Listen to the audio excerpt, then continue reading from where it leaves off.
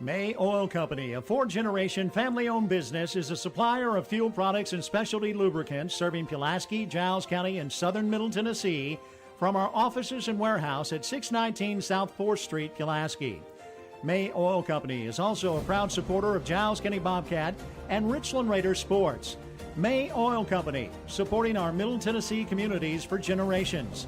931-363-3704.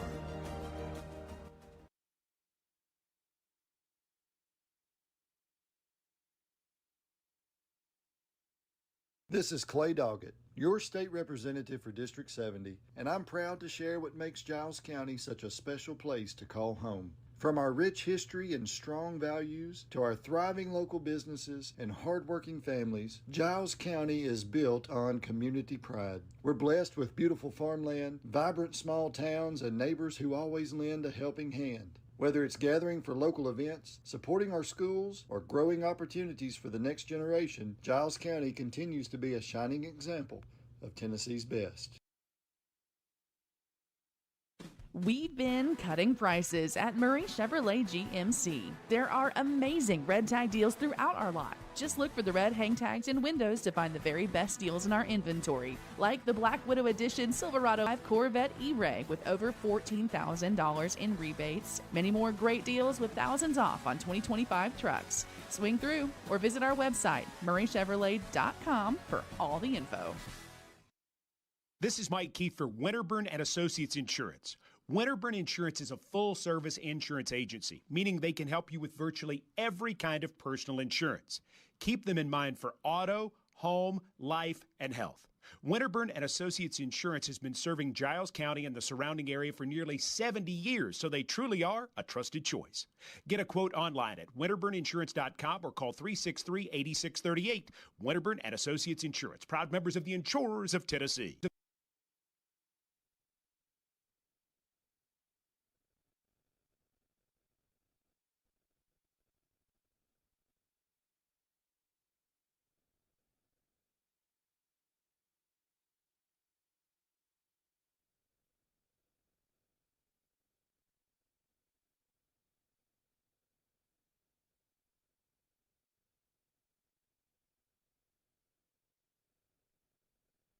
Hey, buddy, why the throwback uniform? Well, boys, you see, it's to celebrate the glory days, the pride, the passion, the tradition. Wow, what could be better than wearing a throwback uniform on game day? How about throwing back a green and gold citrusy sun-drop soda in a throwback bottle while wearing my throwback uniform on game day? The pride, the passion, the tradition. Throwback a green and gold sun-drop today.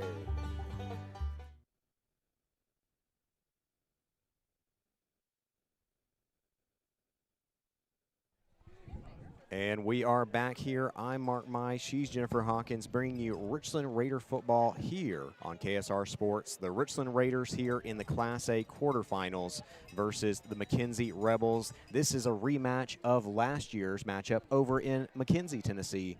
But this time, Richland Raiders fans get to see it right here in Wayne Hobbs.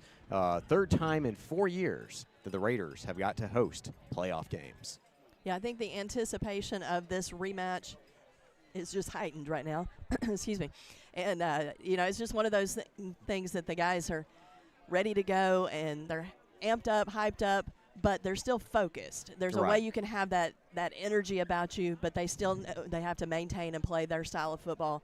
And I know the fans are super excited as well because they know this is a very special team. We've kind of said that from the beginning of the season, and we've they had a few missteps early on, but I tell you, just consistently over the last 7-8 weeks, Richland has looked really clean and put together, and they know what they're doing. They know their assignments, and you can just see the experience of these seniors leading the way, coming clear and coming through as they play. And I'll tell you, when you talk about the things that are key here tonight, winning the turnover battle. The Raiders have actually won the turnover battle in 8 consecutive games. Last time they didn't was versus Huntland, and that's actually the last time they lost a football game as well. So turnover battle is going to be so key here tonight. Another thing to me, of course, is going to be winning the line of scrimmage.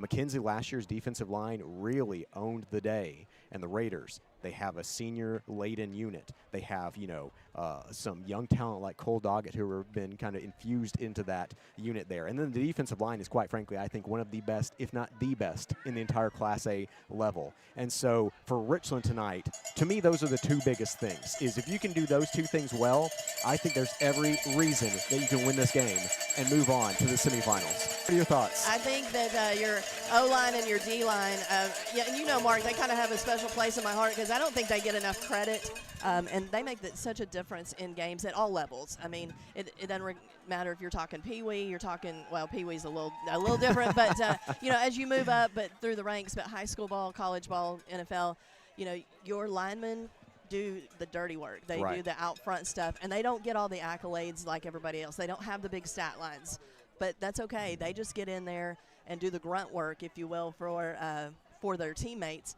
And like the offensive line, I keep lovingly calling them Team Moses because they're parting the waters in front of these guys so that your Jake Sands, your Colin Cagles, your AJ Bates can find those lanes and pick up the yardage that they need to keep consistently ahead of the chains. And so those are those guys that, like I said, they don't get the shout outs that they consistently need or deserve, but man, they're the difference makers in games. And remember, folks, that Giles County versus Tyner Academy is already happening over in Chattanooga because they are an hour ahead. You can hear that game on WKSR.com and on the WKSR radio stations as well there. And so we apologize that we had to take over the streams for them. We're going to go ahead and let them stream for the first 40 minutes before we took over there. But, of course, you can catch JP, Chris, and the folks over there as Giles County also looking to move on to the semifinals. We'll have some live look-ins from that game if we can in terms of a score bug there. But really, tonight, so much great football in the state of Tennessee. And to see Richland and Giles both playing for a chance to move on to the semifinals, you're 3 wins away from taking home the trophy right now in Finley Stadium in Chattanooga. How cool would it be, Mark? I mean, I know there's still a lot of football left to play. There's a lot to prove even tonight for both teams, but how cool would it be to bring back not 1 but 2 trophies to Giles County because of the athletes that are in this area. And that's why, it's so special that we get to call these sports and that KSR lets us do this because there's a lot of great athletes and a lot of good sports going on in this area, and that's just evidence of it. As like I said, you got both teams advancing into the 3rd round of playoffs with some big matchups tonight. So yeah, lots still to do, Mark, but the excitement is real, folks, and we're glad that you've joined us to be on this call and get all the action that we're going to bring you here on KSR Sports. And so, Mark, what are you feeling right now, man? Biggest shout out to the night is Will Pettis came back for a 2nd straight week, and that's why you are seeing this professional quality of video. Actually, he put the score bug down in the bottom left corner. Tyner Academy leads Giles 14-7 in the 1st quarter there. And so that's awesome that we actually can go ahead and look in on the score bug there because that's actually the same one that JP is using. Over there in Chattanooga. And so as JP changes the score, we will see that. And so we should see an updated score over the course of the night. Well, you see that, Mark. My Your old eyes are too far down the table to kind of catch all that. So I'm going to trust that you can see it. But, yeah, so we'll keep those things updated for those of you that are not on the NFHS feed but are listening to us. Again, we appreciate our listeners and our support. This community has been great to kind of rally around any of our sports, any of our kids that need help, feeding. I mean, let's face it, these are some big old boys, and they need to be fed each and every week, and so we're appreciative of that. All right, well, we're going to go ahead and get the invocation and the national anthem here in just a moment, so back momentarily as it's Richland versus McKenzie here in the quarterfinals on KSR Sports. Employee Resources Credit Union is an easy solution to banking, offering a personal, simple, yet modern way to bank. When you bank with ERCU, you are a shareholder, meaning you own a piece of the pie, and we make it easy with the convenience of digital banking, with service you won't find at another financial institution, including low to zero fees and incredible rates. We have the technology you need with the personal service you deserve, right here in your own neighborhood. Employee Resources Credit Union, not for profit, for service. We meet by accident, a play on words. But when you need us, we're there. Gerald's Auto Body and Gerald's Auto Repair is a trusted friend when you need auto repairs or auto body work. We specialize in making you feel at ease in a time that can be uncertain at best. We take the worry away and give you our very best. Gerald's Auto Body and Gerald's Auto Repair, a trusted friend when you need us. Call 363-0539 or drop by 716 North 1st Street, Pulaski. This is Jill Kilburn with Big Green Dumpster. Whether you're cleaning out the garage or tackling a renovation, we've got you covered. We have 4 dumpster sizes, 11 to 30 yards. Order before 1 p.m. for same-day delivery. We offer demolition and junk removal. We offer a contractor's discount and include a direct text line for prompt service. Serving Middle Tennessee and North Alabama, our prices are online, so book now at bigggreendumpster.pro or call 931-903-2424. Big Green Dumpster. First National Bank is an independent community bank. Being independent allows us to be innovative, to adapt and respond quickly and efficiently to your financial needs. We know the needs of this area. Our interest and our loyalty are to the people who live and work here. They are more than names and faces. They're our friends and our neighbors. Together, we're making communities great. Member FDIC.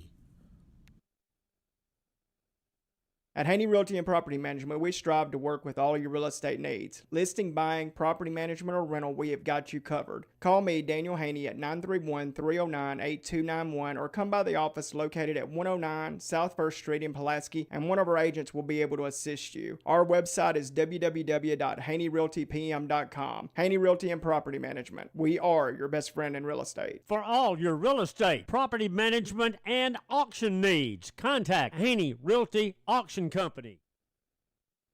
Attention Giles County residents, looking for your next career opportunity? Look no further than M&M Staffing, your trusted local staffing agency. Owner John Braden Harper and recruiters Cree Holt and Mercedes Houston are all proud members of Giles County who understand our community inside and out. At M&M Staffing, we're your neighbors supporting local schools, athletes, organizations, and causes that matter to you. Visit us on Facebook, step into our office, or apply online at mnmstaffing.net. You can also give us a call at 931-347-4255. M&M Staffing, your bridge to a brighter future in Giles County.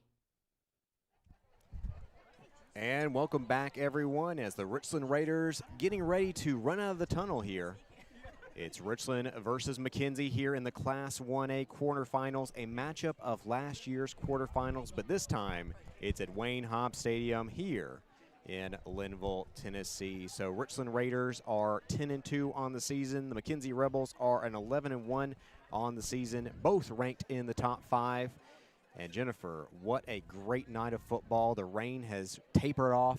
The fans are here in abundance, and I think it's going to be pretty loud. That fence is lined. Those cowbells are ringing, and we're ready for some football. Well, let me tell you what that shout out was right there, just the last few seconds. That was Mr. Tim Drake, the alumni, that just sang a beautiful, one of the best I've heard, beautiful rendition of the Star Spangled Banner. Wow. Folks, I really almost hate that they didn't get to hear it. We should have known that to try to broadcast that, but my goodness, that was just right on, spot on. So good start to the night already, because got us going, and yeah, it's about 67 degrees out.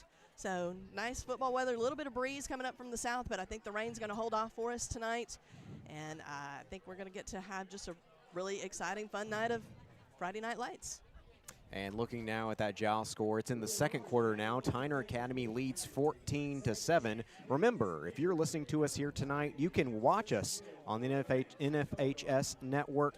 We apologize that we can't do our video stream on Facebook and YouTube. It is due to the fact that there is an exclusive deal for the NFHS network for the postseason there, and so unfortunately it's audio only in the postseason due to those exclusive rights. But Will Pettis was kind enough to work with Coach Patterson and help bring a professional quality video stream to NFHS. And so if you want to pay that subscription, feel free to. Obviously, that has nothing to do with us as KSR, but Will did a great job, and I really want people to see how good this looks, because this is everything. I mean, this guy does stuff for X Sports. If you've seen their broadcast before, this is the quality. Instant replays, you know, really professional. Had the live look-ins last week for Lawrence County versus Knoxville Halls during the game. Just really, really quality stuff. And so Will didn't get paid to do this. He did it for free, and we really could not appreciate more the fact that he's willing to help out for those who can't be in attendance. But by the way, it's 6:52. You still have time to get down here if you want to see some quarterfinal football. Yeah, you might have a couple little spots to stand at the fence at this point. You can also sit in the opposing bleachers. Yeah, I was going to say there's a few, and that's a few spots across the way. But other than that, I think this side is pretty packed up, and there's, a huge welcome spirit line for the guys to rush through here in just a minute. A lot of students wasn't really sure with this the beginning of Thanksgiving break for the school. Were folks going to stick around? But nobody wanted to miss this game. Right. Like I tell you, it's one of those that people have been eyeing for a few weeks now. Could this be a rematch of last year? And Raiders truly hopeful for a better outcome than what they came away with last year. But I tell you, it's a different team. It's one of those that I think McKenzie might be a little shocked with what Richland's going to bring to the table tonight. Well, I'll tell you, it's funny how much similar this is to last year in the sense that Richland, the first 2 rounds of playoffs, they just walked over their opponents. Last year I think they beat West Carroll and McEwen, I believe it was, a total of 69-0.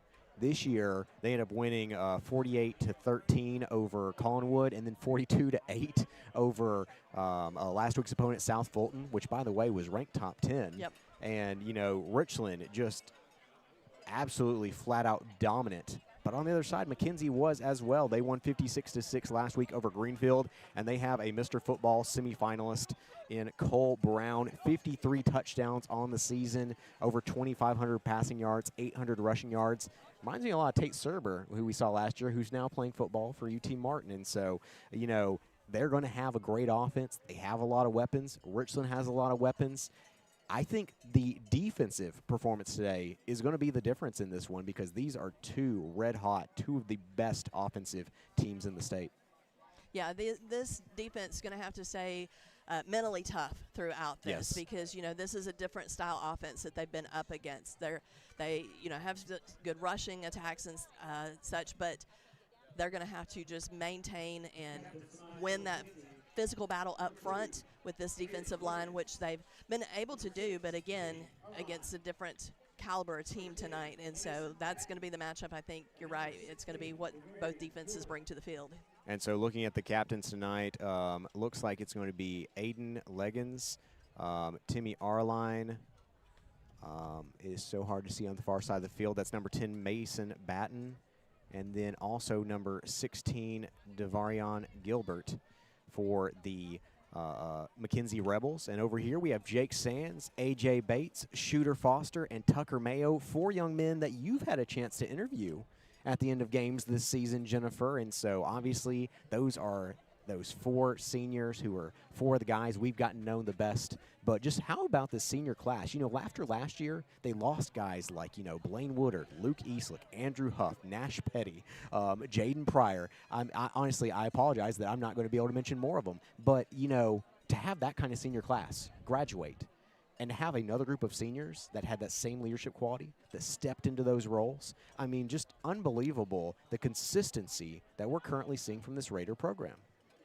Right, it's just, reload each year, and that's what Coach Patterson and his coaching staff have done with these guys, is taught them how to kind of just step into this spot. And one quick injury update, we saw Caden Chapman go down last week, and so the senior, he is out. He is out with a torn ACL and meniscus, and so he will not get to be back. So there's a little bit of your depth there that you're going to lose, because he's part of that main rotation on that front line. But that's the thing with this Richland team, is they're not a 1 or 2 man show. They go very deep on both sides of the ball, and so you got to be next man up, and that's what it is. But just just a sad moment for Chapman, but he was all smiles today, ready to stand on the sideline and cheer his team on, along with Cam McNeese, who's done that all season with his injury. And so these guys are just as vital, whether they're strapping up with a helmet or not.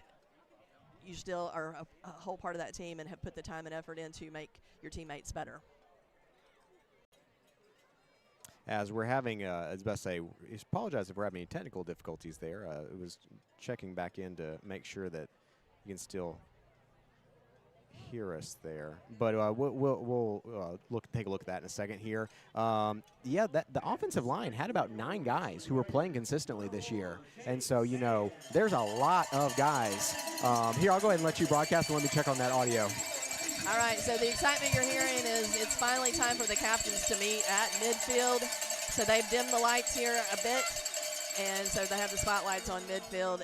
It's just there's something about playoff mentality and playoff aura that is striking here, especially with Richland's got the orange lights glaring for the home side crowd, and so I think McKenzie might be a little shocked at what Richland has as far as coming to visit in Wayne Hobbs, and so they are going to do the coin toss, so we're waiting to see what that decision is. It's funny, last year their stadium was such a big stadium, I think, compared to a lot in Class A, that really it didn't feel like super imposing. What was imposing was last year what they did on the football field. Right. But honestly, this is a different Richland team. This is a different McKenzie team. So like I said, we can't really prognosticate what's going to happen on the field here tonight, but we're going to find out very quickly as the Richland Raiders won the toss. And did they elect to receive? They elected to receive the ball. So they said, we want the ball. Let's get this show started. It's how they started off last week and came out and took a quick sucker punch to South Fulton, and I think kind of shocked the Red Devils last week. Can they do this to the Rebels? Took down Devils last week. Can they take down Rebels this week? That's what remains to be seen. So they're getting ready for the run out as we are moments away from McKenzie versus Richland here in the Class A quarterfinals. Rebels 11-1 on the year, Raiders 10-2 on the year, and 2 of the giants of Class A football are playing tonight with their seasons on the line. And here come the Raiders, marching onto the field as we are less than 2 minutes from the opening kickoff. Jennifer, I don't know if I felt this much excitement in this stadium in the last 14 years. Like, honestly feeling it like the stands are literally shaking underneath our feet right now because people are making that happen. And we've got fireworks going off. And so we said the anticipation is real because this team has earned that right for these fans to come out and see them because they have played so well leading up to the game tonight. And folks want to see them take down McKenzie. So real quick, let's talk about it. They decided to receive the ball first. Why do you think that is, Jennifer? I think they want to come out and maybe just kind of quickly march down the field, take control of the game, and I think they want to show McKenzie they're not scared. I think they're like, let's just go. We're not scared of you guys. We're not going to give you the ball first. We're not going to give you that opportunity. We're going to go and put points on the board.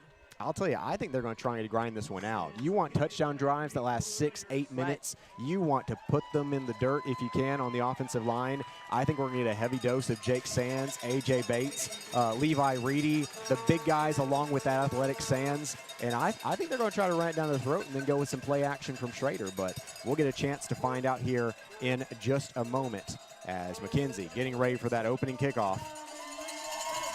And here is the kick. Going to go ahead and kick it deep to the far left side there. I believe that's Hudson Griggs, correct? No, that's Aylin Kennedy. Kennedy up the left sideline. Kennedy breaks free. He's still on his feet. The 50, the 40, breaks through, broken up there at the 35 as he's finally tackled by the last man to beat, but in opponent's territory to start the first drive. Yeah, Mark, I'm probably going to just have to apologize to our listeners from the get-go because I'm going to have to stand to be a fan a little bit too. But, man, what a run back by Kennedy. And, yeah, he just found himself a seam and then used his feet. These guys have such speed. Kennedy read it well, let his blockers make lanes for him, and Raiders are ready to go from there. Or from the, 35-yard line. So I had heard they might do that here tonight. They're going to go with an I formation with also a split back, fullback, handoff to Sands. Sands up the middle. Sands rushing hard. Gets a couple extra yards there. 5-yard gain on the play. So, Mark, back to your question. Why did they receive the ball? I think this is why. I think they want to show McKenzie we're not scared. We're coming after you. I'll be honest with you, I had a little insider information that this is what they're going to run. They saw some things in that Huntington game that they liked. And so they are going to send under center to start this one, which they actually did last year as well with that jumbo set. But this time it is I formation, also with an extra fullback there. Sands, though, spun around at the line, picks up one. That's going to bring up 3rd and 4 here in the first minute of this one. But Raiders are inside opponent's territory after a big return from Aylin Kennedy. So Schrader checking the sidelines to see what play call. And, you know, Mark, you mentioned on the show that the play calling has been really spot on the last couple weeks. It's got to be again tonight. Same setup again. Schrader under center here, but also wouldn't be shocked if you see some play action. We are going to see this one blown dead. Let's see what the call is. Timeout Raiders, and so they were in a 3rd and 4.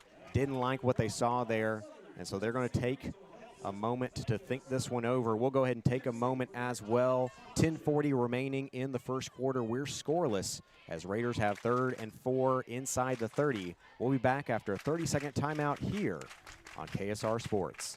When it comes to your family's health, you can count on Southern Tennessee Regional Health System Pulaski. We're focused on keeping you at your best with annual screenings and preventative care. Having a family doctor helps you stay healthy, so our Southern Tennessee Medical Group makes it easy to find one. Call 1-800-424-DOCS. That's 1-800-424-3627, or visit southerntmpulaski.com to find a primary care physician. And we are back here, 3rd and 4 for the Raiders as Schrader lines up under center once again. Have basically 2 fullbacks there. Oh, they're actually going to slip things up here. And then they're going to hand off to Sands once again. Sands on the middle. Sands, he's got a first down and more. Still fighting forward inside the 20. That's a Winterburn and Associates Insurance first down, Raiders. Sands again showing his patience behind that offensive line that we mentioned in pregame. They gave him just enough of a seam, and that's the thing we like about Sands. He doesn't need much. He slips right through, picks up first down for the Raiders. 1st and 10 at the 16. You're going to see it once again here. That same look. Schrader, this time hands it off to Sands. He's tripped up, but does get down to about the 12. A 4-yard gain on the play. And Jennifer, right now, they're taking time off the clock. They're getting about 4 yards per carry. And that's just a recipe for success here. Right now, the biggest thing is you can't have any penalties, any, potential fumbled snaps or anything to get you behind the chains and get you behind schedule. Yeah, stay ahead of the chains. Don't have to do anything fancy, just kind of running it up the gut and seeing what they can come away with. Haven't given fullback yet. And then I say that and they do. I think that's Reedy. We will have to check. He picks up 2, maybe 3 yards on the play. That is Levi Reedy. That's why I love having the instant replay of you over here to my right, is because from my vantage point, I wouldn't have been able to see it here, but watching that replay, that was Reedy who ends up picking up about, we'll call it 2 yards. It's going to be 3rd and 4. Had 3rd and 4 a moment ago and picked up a big gain for Sands. Jennifer, what do you think they call here? Well, I mean, so far it's working, but do you run a little option here and see? That's why they don't have me coaching, though, Mark. And they're going to go ahead and motion everyone again, but we're going to see multiple penalty flags down here. We'll see what the call is. Yeah. Well, let's see what the call is. Offsides defense. Offsides, okay. That's an automatic first down, as it was 3rd and 4. A Winterburn and Associates Insurance first down. And so the motion got someone to jump offsides. Yep, the defensive end. You'll see the near side defensive end jumped offsides. And that's going to put him down to about the 5-yard line. First and goal at the 5. Right now, McKenzie defense scrambling. They don't know what to play. They're trying to get guys on and off the field. They're confused. This one is going to be a handoff to the fullback. A.J. Bates picks up a short gain. We'll give him 2 yards on the carry. 2nd and goal from the 3. 8:40 remaining. Well, 8:47 is the clock actually jumped there, remaining in the first quarter. Still scoreless, but after the big kickoff return for Aylin Kennedy, Raiders inside the 5 on 2nd and goal from the 3. So like we said, the McKenzie defense looking a little off-kilter.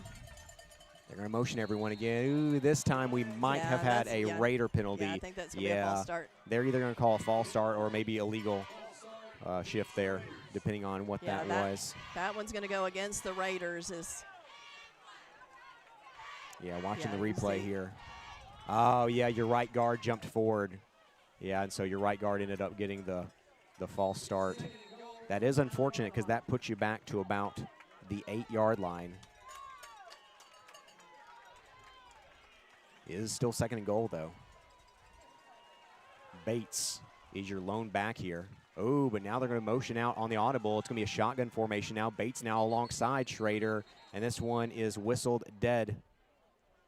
Another timeout by the Raiders? Another timeout for the Raiders, so that's the 2nd timeout here. 7:52 remaining in the first quarter. Raiders, it'll be 2nd and goal from the 8 when we come back after a 30-second timeout here on KSR Sports.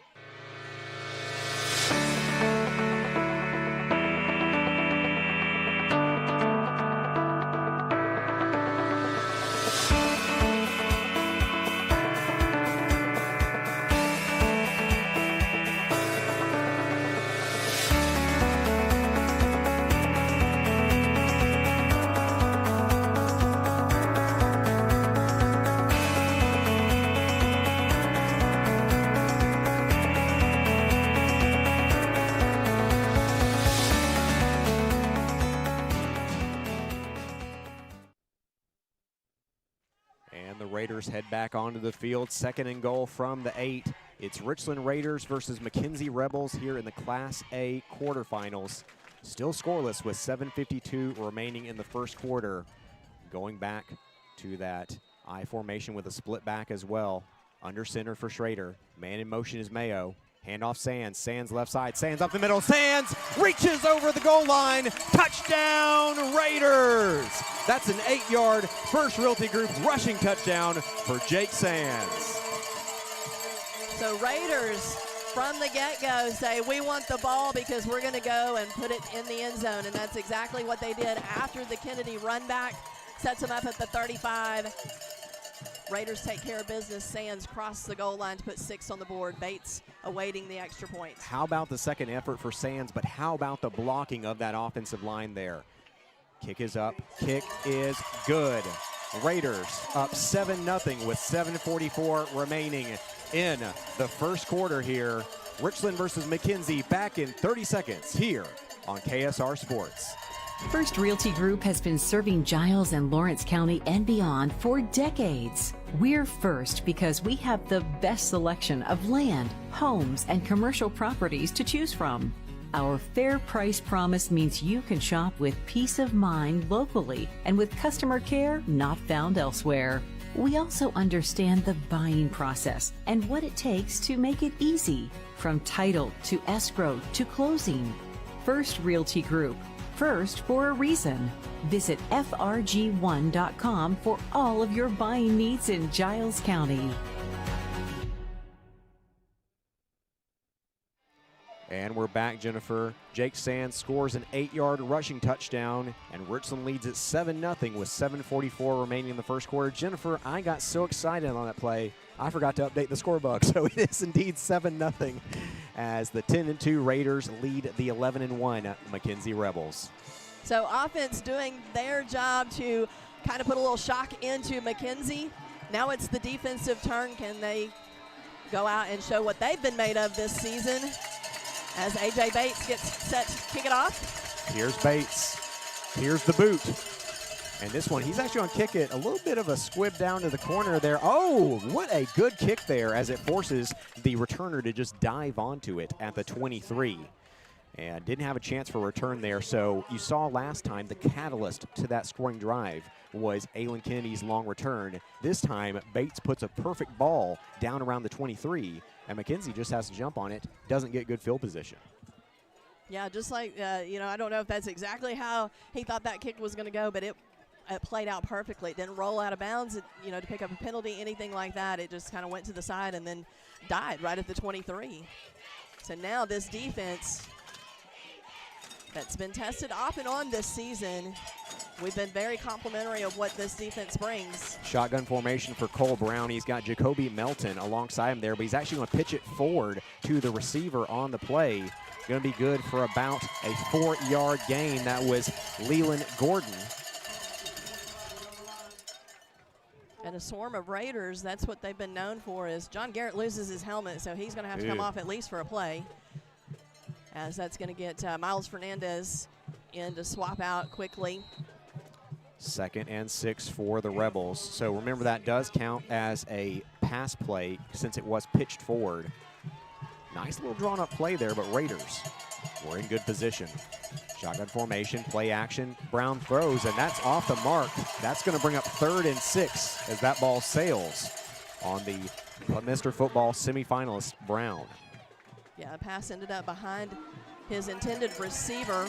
So big 3rd down is lots of noise here by the Raider Nation faithful. That's what Coach Pat asked for last week, is they would need to feed off the energy of the crowd. It's definitely with them tonight. The folks are on their feet here. 3rd and 6. Raiders lead 7. What a job by the Raiders to be able to bring him down there. That was the tight end, actually. Gordon once again, and the Raiders are in position to get off the field here on 4th and 3. Yeah, as they went for the blitz, they did get the pass off, but was that Tarpley or Mayo that caught in on that? I didn't catch him, but somebody able to stay home there. And Raiders, good pursuit there, and got the tackle on a screenplay that was looking to take advantage of the blitz. And indeed, McKenzie actually will punt it. Wow, what a punt! My goodness. Unbelievable. That's one of the best ones I've seen all year, and that's going to get it down to about the 6-7 yard line. That was, what number was that for McKenzie? Number 11? I'm looking. Yeah, that is Cooper Davidson, the backup quarterback. My goodness, this young man may have a future playing some college football there. And that one's going to go down as probably almost a 70-yard punt.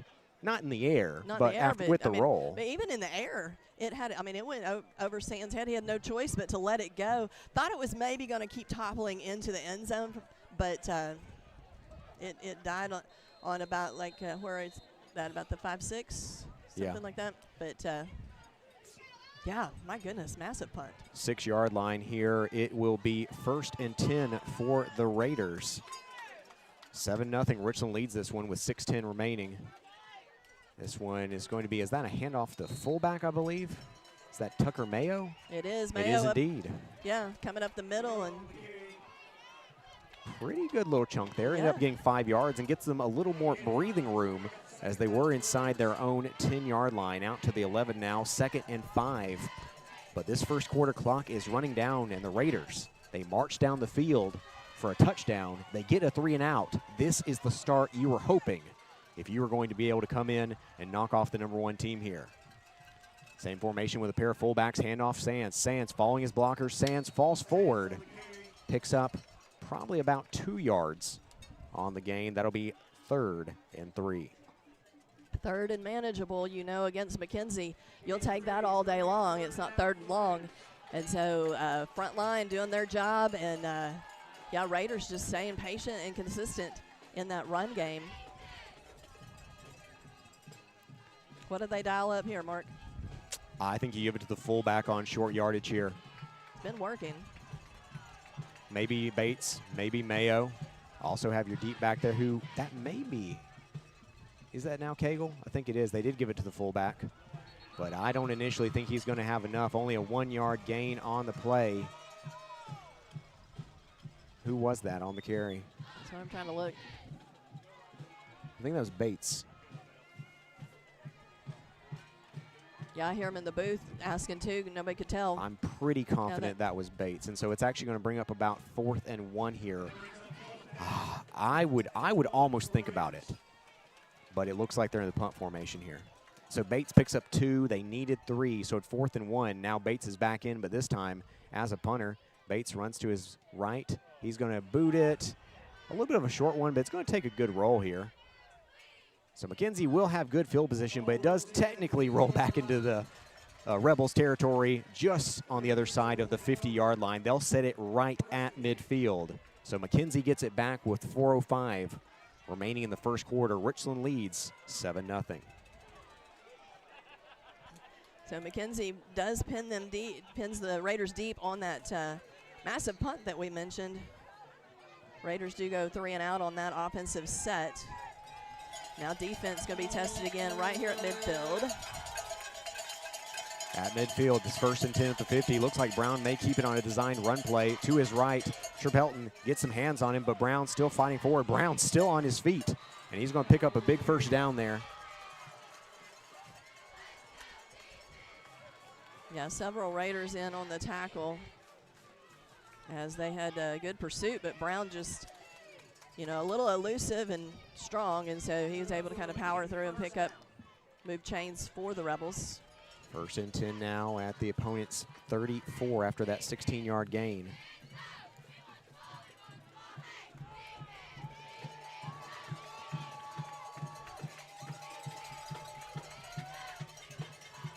Handoff up the middle.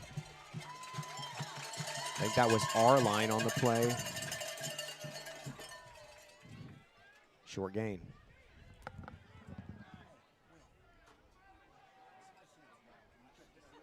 I tell you, it's already getting, you're seeing almost a little extracurriculars going on after the play because they're just going nose to nose on both sides of the ball. Those McKenzie O-line, Richland D-line.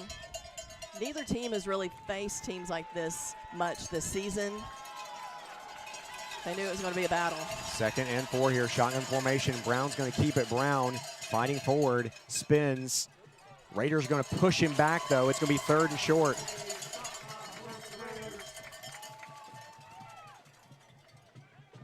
Just a host of Raiders again, and I do apologize. We usually try to get these defensive tackles, but when you've got 5, 6, 7 guys in on the tackle, that's what we've seen a lot this season. It's just that relentless pursuit by this defense. 3rd crowd noise. As Raider defense needs a big stop. 3rd and 3 here for the Rebels. It's going to be a pitch forward to Arline. Arline on the left side. He's going to have a 1st down and more. Raiders do stop him at the 21, but I believe that's going to be enough to move the chains.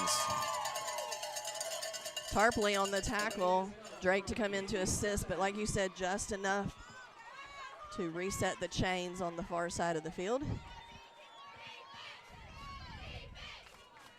Check the stream again real quick. Can you go ahead and take this for a second? Absolutely, and so McKenzie getting the play call from the side. But I tell you, McKenzie does look a little rattled. Brown having some issues with the noise of the crowd. Maybe something he's not used to at this juncture, but Brown back to pass, looks for a receiver. Pass is short and dropped. So we're going to bring up 2nd and 10 for the Rebels. 1:21 remaining in the 1st quarter as we're in the waning minutes of this opening frame. Raiders take the initial lead, get a 3 and out, but just an incredible punt off the foot of, that was number 11, Cooper Davidson. It flips the field. And then after McKenzie gets a stop, they get good field position, and that's where they are now here with 1:21 remaining here. 2nd and 10, Brown, shotgun formation. He's going to hand off to Arline. Arline is hit hard and brought down after about a 4-yard gain. Brings up another 3rd down. Hudson Griggs on that tackle as he upends the Rebel. So another big 3rd down. Like you said, 3rd and about 6. 3rd and 6, and this place is once again rocking. 7-0 Richland here with under a minute remaining in this opening quarter. Brown, shotgun formation. He's got 3 receivers to the far side. Looks like he's going to hand it off to one of those receivers who will fall forward at the 9. We'll see where they mark it here, but I think he's going to have about 1 more yard than he needed. Indeed, that is enough for another 1st down. It'll be 1st and goal at the 9. That was number 30 this time, Jaden Callis. So Raiders do keep getting them pinned 3rd and long, but not able to get that 3rd down hold just yet. Going to bring up 1st and goal. Raiders doing a really good job against this McKenzie offense, but hard to get off the field right now on third down. Pistol formation, then they're going to have Callis shift out right, then they pitch the ball forward. Going to be stopped near the goal line, but a flag is down on the far side on that 8-yard gain. That would have been Parker Ross if the play stands. I think it's going to be an illegal formation for McKenzie. And that'll take a 1st and goal at the 9 and make it 1st and goal at the 14. Yeah, usually when it's that one of your line judges with that flag throw and they don't stop the play, that's what you do expect. That's the end of the first quarter, so Raiders lead 7-0. Well, are they saying that because of the penalty we're going to have to go ahead and play one last down? Yeah, I think they are. So clock is at 0, but we'll have an untimed down here to end the first quarter, I believe. That's odd, though, Mark. Unless that's a new ruling that. I understand that, though. Yeah, technically, you can't clock it in on penalty there. Shotgun formation. Going to be a handoff on the right side there. Turned up at around the 10. Does a good job to spin and fall forward. That was number 30. Callis again, but that will be the end of the first quarter as McKenzie will have it 2nd and goal at around the 8. When we come back after a 1-minute timeout, you're listening to Richland Raider football here on KSR Sports. Fans, from the coin toss to the final quarter, stay refreshed with an ice-cold Coca-Cola as you cheer on the Raiders. Just head to the concession stand and grab the perfect refreshment to share with fellow fans. Share a Coke with a teammate, a rival, or a friend this season. Thank you for choosing Pulaski Coca-Cola. It's time to load up on the best snacks and some delicious ice-cold Coke for all your game day guests. Nothing tastes like everyone you love and everything you like coming together. Coca-Cola. Together, taste better.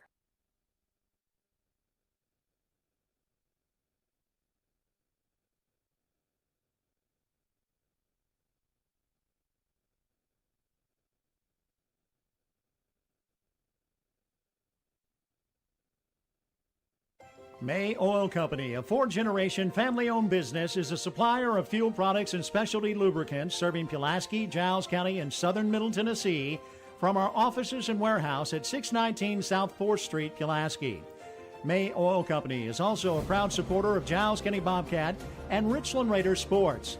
May Oil Company, supporting our Middle Tennessee communities for generations. 931-363-3704.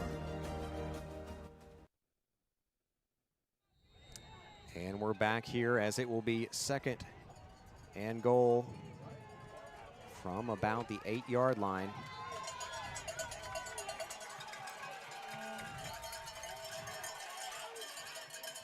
It's going to be a running play there. That was Brown on the keeper for the quarterback. It's going to be 3rd and goal around the 1. Raiders have had trouble getting off the field on 3rd down this drive. Jennifer, can they get a stop here when what is probably 4-down territory? Absolutely. They need a big stand, but like you said, you have the feeling that if McKenzie doesn't pick it up here, they're going to try again on 4th. Brown, he's going to keep it himself over left guard, and he's into the end zone for a touchdown, 7-6. Raiders still lead, but McKenzie scores for the first time here tonight with 11:22 remaining in the second quarter, pending that extra point.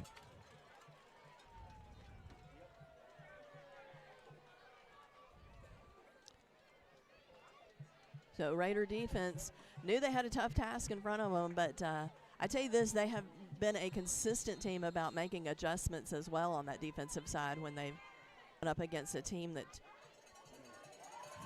is gaining yardage. Kick is up, kick is good. So 7-all here between Richland and McKenzie, 2 top 5 teams here in Class A here in the state quarterfinals.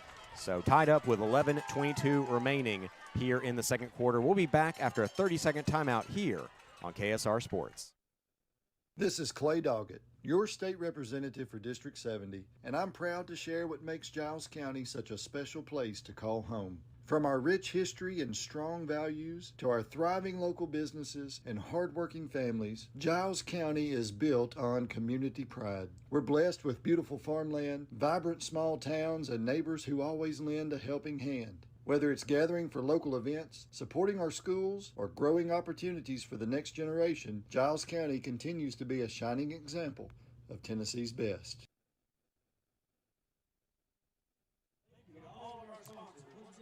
And we're back here. I'm Mark Mize. She's Jennifer Hawkins. A quick note, as I said, I heard a couple folks talking about the NFHS stream. Unfortunately, you will have to refresh it occasionally because, you know, the NFHS camera that's still up here in the studio, you know, like up here next to the press box, is still running, even though we have our own stream and they use the same key. And so I think that they're arguing between each other. So if you have any issues with your video feed, then refresh it. And from what I heard last week, that works, unfortunately. So this one's going to be a squib kick down to the 26-yard line where the Raiders will just fall on it. Pretty similar to what we saw from Bates last time around. But Raiders will still have pretty fair starting field position as they come out for their third offensive drive. Yeah, that ball kind of bounced around a little bit, and a couple of the Raiders wisely decided just to fall on it instead of trying to pick it up and make a play with it. Let the offense come back on the field and see if they can't generate, you know, what they did in that opening drive. Went 3 and out in the last drive, but I tell you, the opening drive, they really just took command with a lot of that motion up front. Are they going to go back to some of that? Yeah, and I like the fact they took a lot of time off the clock, too. It'll be 1st and 10 at their own 27. Handoff Sands. Sands off the left tackle there. He dives forward out to the 31. Sands just so consistently getting 4 or 5 yards here tonight. Well, and that's what we talk about. It doesn't have to be trick plays and fancy. Those are fun to watch. I mean, no doubt about it. But honestly, it's one off of those linemen and your running backs being patient, you know, to either go up the middle with those open lanes or cut around the edge. That's what the Raiders have done consistently this last part of the season. Raiders struck first with a Sands touchdown. This one a pitch to Sands around the left side. Sands, a nice little run there. It's going to be pretty close to a first down.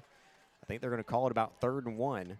But as I was saying, he scored the first touchdown of the night, brought to you by First Realty Group. And then early in the second quarter just now, Cole Brown, the opposing quarterback on a keeper, tied it up 7-all. So it'll be 3rd and 1 for the Raiders. Schrader getting the play from the sideline, trotting back out.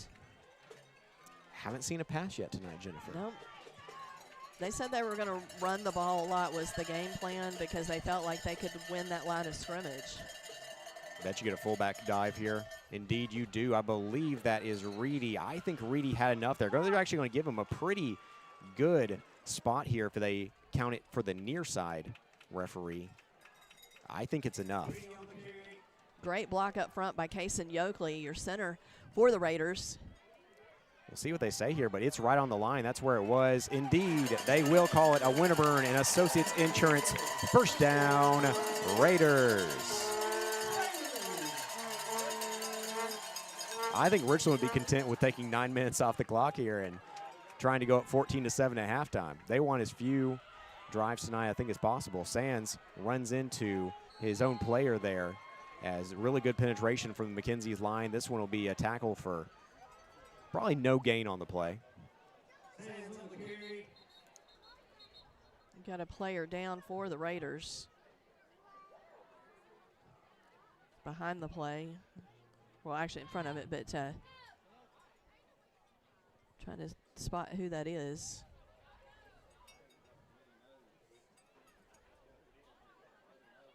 I think, you know what, they're working in between the helmet. I wonder if somebody got poked in the eye. Yeah. That's almost what it looks like. I think we'll go ahead and take a quick timeout here. 9:19 remaining in the second quarter. It's tied up 7-all between Richland and McKenzie here in the state quarterfinal. Back in 30 seconds here on KSR Sports. We've been cutting prices at Murray Chevrolet GMC. There are amazing red tag deals throughout our lot. Just look for the red hang tags and windows to find the very best deals in our inventory, like the Black Widow Edition Silverado 1500 RST with $12,000 off, or the 2025 Corvette E-Ray with over $14,000 in rebates. Many more great deals with thousands off on 2025 trucks. Swing through or visit our website, murraychevrolet.com, for all the info. And we're back here. I'm Mark Mize. She's Jennifer Hawkins. Miles Fernandez able to get off the field under his own weight. Looks hopefully like that young man's going to be okay. Hope the best for him. But Raiders come back out 2nd and 10. After no gain on that last play, it's 7-all with 9:19 remaining in the second quarter. Wonder if we do see our first pass here on this play. In fact, we do. Play action. Schrader finds his man. That's Mayo. Mayo up the sideline. Going to be tackled about 1 yard short of the first down, but nice little play action there to the fullback. Good call, too, Mark, that you thought that might be what they do as Schrader rolls out to his right, and Mayo just, trotting down the field, but then turns it on and powers with this shoulder. Makes it 3rd and very short here for the Raiders. That's so important, though, on that play to get to 3rd and 1 now. So then, once again, you stay on schedule. 8:35 and counting remaining in the second quarter. It's tied 7-7. You go back to one of these, just little run plays, push up front. Don't need much. And off to the fullback. Ooh, he was driven back there. We'll see where it's marked, but I think they're going to say half a yard short. As that was.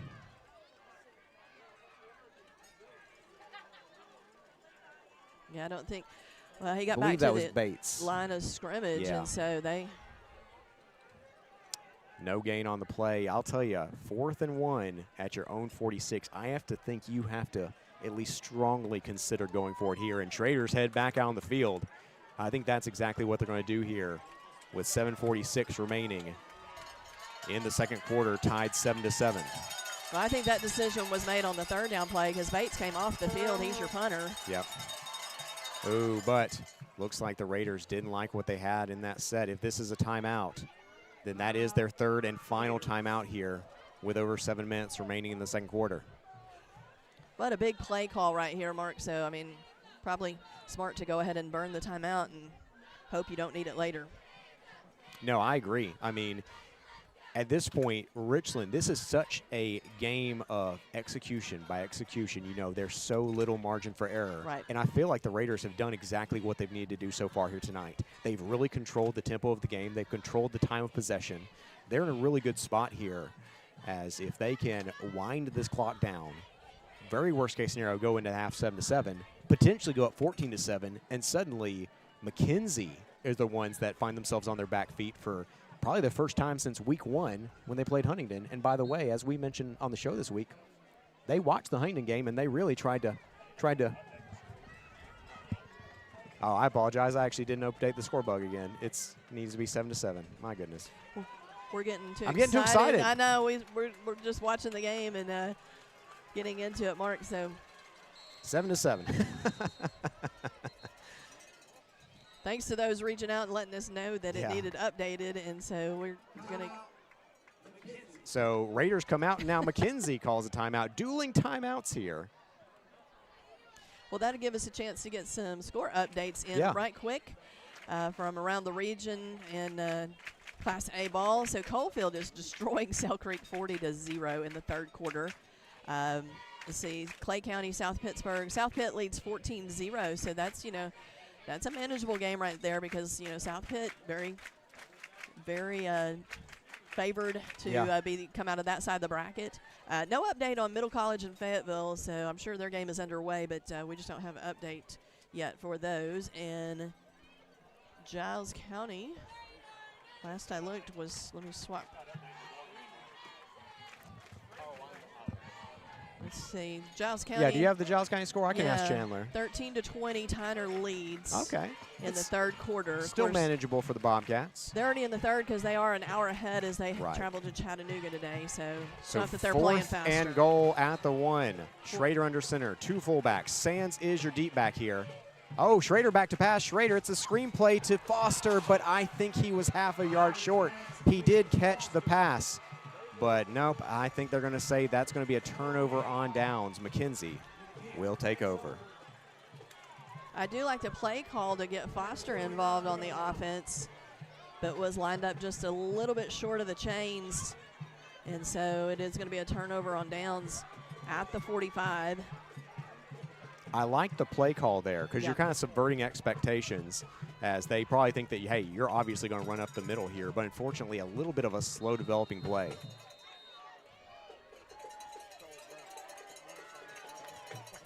McKenzie ball at the 45. Brown back to pass. Looks like they're going deep here. Brown, nearly picked by Tripp Helton, but now a penalty flag comes down. And another one thrown late. I actually think that was that fan over there who has the penalty flag that he. Yeah, I saw it go up, and then I was like, that was a deep flag.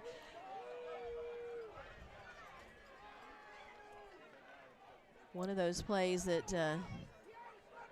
That's funny that their fans have a flag that they throw from the stands. The replay, and I just don't see interference if that's what they call. I think he got there at the exact right time, as you see the instant replay if you're watching NFHS. 7-7 is your score. Richland versus McKenzie with 7:23 remaining in the second quarter. McKenzie gets a free first down there, down to the 30. Brown, handoff, but now we're going to have a flag. This one blown dead. False start offense. So that will send the Rebels back.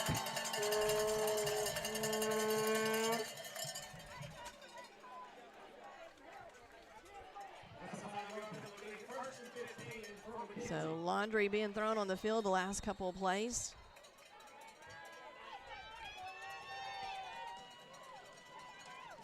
$7:18 left in the second quarter before we head to halftime. 7-7 is your score. As expected, felt like it was going to be a battle on the field. Pistol formation for Brown. R-line in the backfield. Play action. Oh, Brown nearly falls down. Now he chucks it deep. Has a man, but it's too short. Nearly picked off, but then I think it was a tip drill touchdown for McKenzie. Indeed, it was. And that's going to be a touchdown to number 13, Avery Brown. Oh, my goodness, Jennifer. Nearly picked off, but tipped to the receiver, almost like a Hail Mary play. And that's when going to go for 6. Yeah, Griggs was in position reading on the defense and just not able to kind of come down with it. And just the fortuitous up and over put 6 more on the board for McKenzie. Oh, oops, I put the score on the wrong side. I'm doing great. Kick is up, kick is good. So that will make it 14-7. McKenzie with 7:07 remaining in the second quarter. Raiders in need of an answer. We'll see if they get it here after a 1-minute timeout here on KSR Sports. Hey, buddy, why the throwback uniform? Well, boys, you see, it's to celebrate the glory days, the pride, the passion, the tradition. Wow, what could be better than wearing a throwback uniform on game day? How about throwing back a green and gold citrusy sun-drop soda in a throwback bottle while wearing my throwback uniform on game day? The pride, the passion, the tradition. Throwback a green and gold sun-drop today.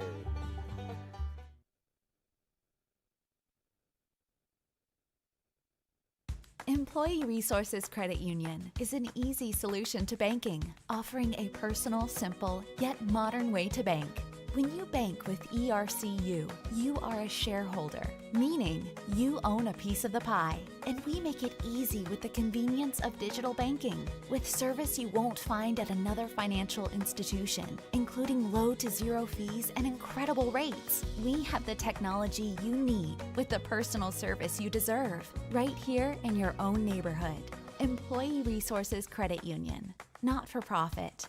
For service. And we're back here as the Raiders get the kickoff and return it back to around the 35-yard line, where Richland will take over. They now trail 14-7. Jennifer, a game of inches. A couple different third downs that the Raiders had a chance to convert. Didn't quite get there.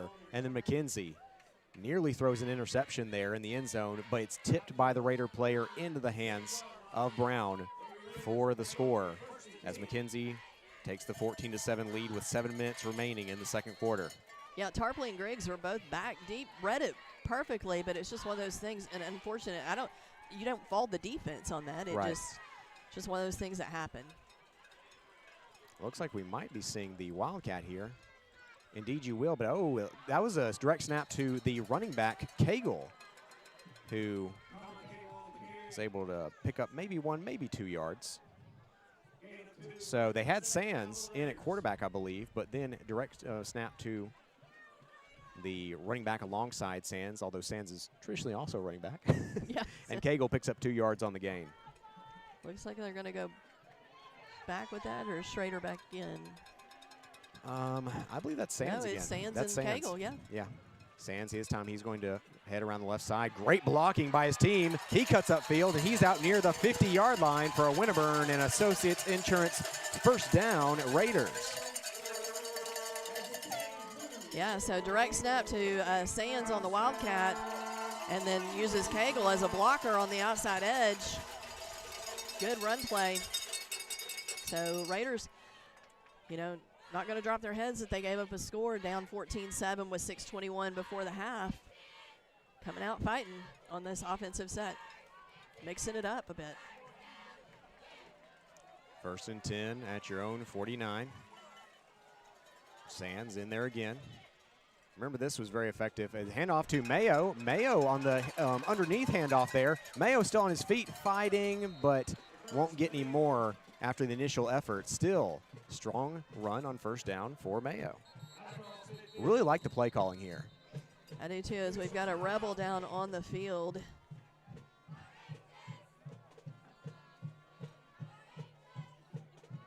So that young man in some pain, you can tell. You can watch body language, and when they're kind of writhing like that, Mark, that's not a good feel. So we hope that young man is okay. I can't get a number to let you know, but they're going to come out and check on him from the McKenzie sideline. And so we're going to go ahead and take a quick timeout as well. 6:02 remaining in the second quarter, 14-7. McKenzie leads. We'll be back after a quick timeout here on KSR Sports. Employee Resources Credit Union is an easy solution to banking, offering a personal, simple, yet modern way to bank. When you bank with ERCU, you are a shareholder, meaning you own a piece of the pie. And we make it easy with the convenience of digital banking, with service you won't find at another financial institution, including low to zero fees and incredible rates. We have the technology you need with the personal service you deserve, right here in your own neighborhood.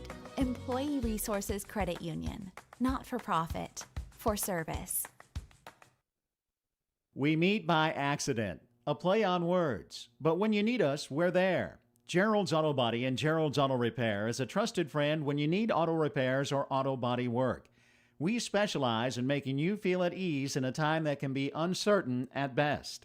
We take the worry away and give you our very best. Gerald's Auto Body and Gerald's Auto Repair, a trusted friend when you need us. Call 363-0539 or drop by 716 North 1st Street, Pulaski.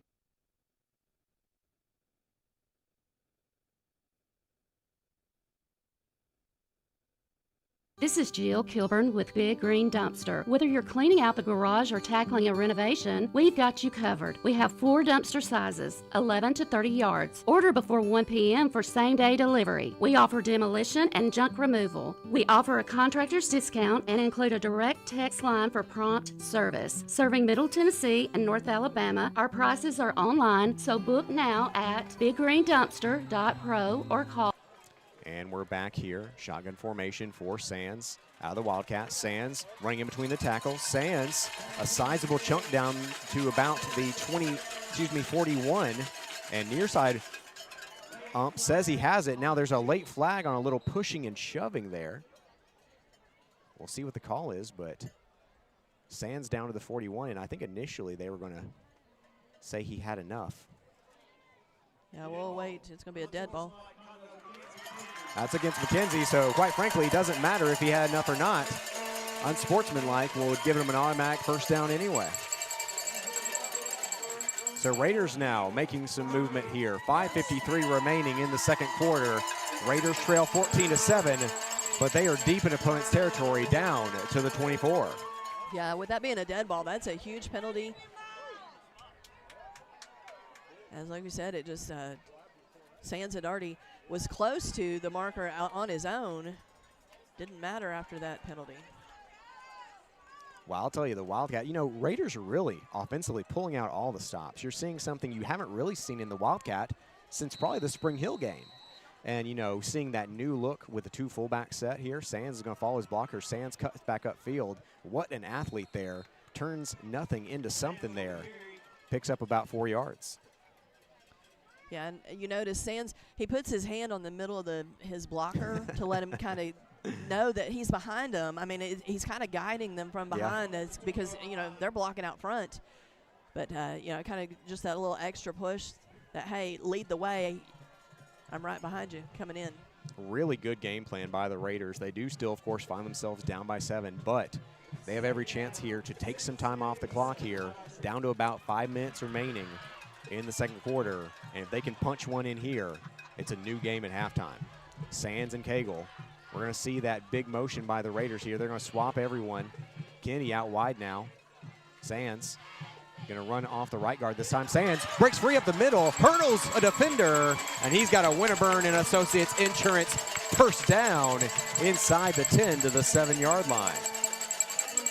And no worries, folks. That was a legal hurdle because some of those could be flagged, but his defender was on the ground, and so you're allowed to do that. 13-yard gain on the play. I'll tell you, Sands, what a game he's having here tonight. He's been basically probably 70 to 80% of the offense here for the Raiders, and he's got him in another position where they're knocking on the door here, trailing 14-7. Sands, shotgun formation alongside Cagle. This time it's direct snap to Cagle. Cagle up the middle. Cagle's got some room here. They're pushing the pile, and I think he'll be stopped down about the 3-yard line. Picks up about 4 yards on the play. So this option of who's taking that direct snap kind of keeping McKenzie on their toes, and you're watching the McKenzie linemen especially, I mean, really pointing at each other, having conversations. They're not exactly sure what – I don't think they were expecting this from Richland. I really don't. A difference a year makes. Yes. As last year, McKenzie really controlled the last scrimmage. This year, the Raiders, through some great offensive line effort here and some tricky play calling, making something happen. Sands going to keep it himself. Sands trying to get to the sideline. Sands reaches for the goal line. He'll be tackled inside the 2, maybe about the 1-yard line. So 4-down territory, I'm sure, for the Raiders here as you want to punch this in. Of course, you'd love to do it here on 3rd down, and a little bit of a busted play from the beginning. It looks like they got a little tangled up, and so Sands couldn't quite get his feet under him. At the 2-yard line after that 1-yard gain. So this is one of the biggest series of the night. 3:05 remaining in the second quarter. Raiders have 2 plays to get 2 yards and tie this game up, trailing 14-7. Same thing as before here. Sands going to go up the middle. Sands, I think he broke through. Sands, he did! Touchdown, Raiders! A 2-yard rushing touchdown brought to you by First Realty Group brings the Raiders within 1. And let me tell you, Sands gets the stat line, but the offensive line did the work on that last 2 yards. Probably some of the toughest 2 yards of the night as they made way for Sands to cross that goal line. 13-14 as we await the Bates extra point. Bates, kick is up. Kick is good. We're tied 14-14 with 2:50 remaining in the second quarter. We'll be back after a 30-second timeout here on KSR Sports. First National Bank is an independent community bank. Being independent allows us to be innovative, to adapt and respond quickly and efficiently to your financial needs. We know the needs of this area. Our interest and our loyalty are to the people who live and work here. They are more than names and faces. They're our friends and our neighbors. Together, we're making communities great. Member FDIC. Jennifer, would you look at that? I put the touchdown on the screen. I put the points for the correct team. I'll tell you, I think I'm getting better at this. I was going to say, Mark Mize, that's what we call in the education world. That's growth, buddy. So good job. No, you've got a lot going on over there, and I'm just over here. I'm too excited to even like write things down or do. I'm just enjoying this game. All that has been billed so far this week. And I will say, there were a lot of McKenzie faithful, I get it, that were not even giving Richland a chance in this game. Like, don't even turn the buses off, running clock. I mean, there were comments like that. Richland out to prove it wrong. Bates puts this one deep into the end zone for a touchback as McKenzie will start at their own 20. They have 2:50 remaining. 2:50 remaining in the second quarter.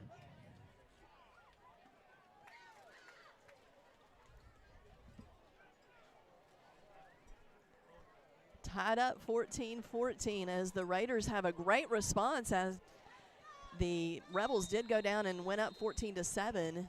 No panic, though, from the Richland Raiders as they take the ball and march it down the field on the heels of Cagle and Sands, mostly Sands, in that Wildcat formation option. McKenzie averaging 45 points per game. What's their 2-minute offense look like? We'll get a chance to see here. Brown is going to keep it on play action. Brown, he's going to look to the sideline here. This one a little underthrown. They're going to say incomplete. Second down.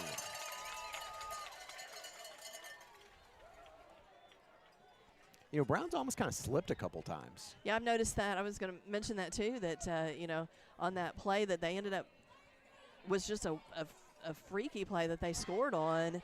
He slipped is why the ball was short and the Raider defense was reading it so well, and then it just happened to fall into his receiver's hands off the tip. But, yeah, that was another time that when he's going back, he may need to change cleats at halftime.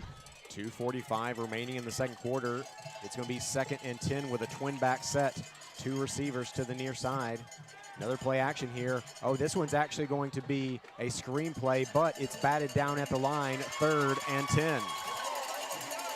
Aylin Kennedy gets a hand on it, turns to the crowd and says, let's go, as 9 seconds have ticked off going to the pass play. And so if they can really stand strong here, Raiders could get the ball back before half and see if they could get a few more points, possibly. And this place is getting loud. Yeah.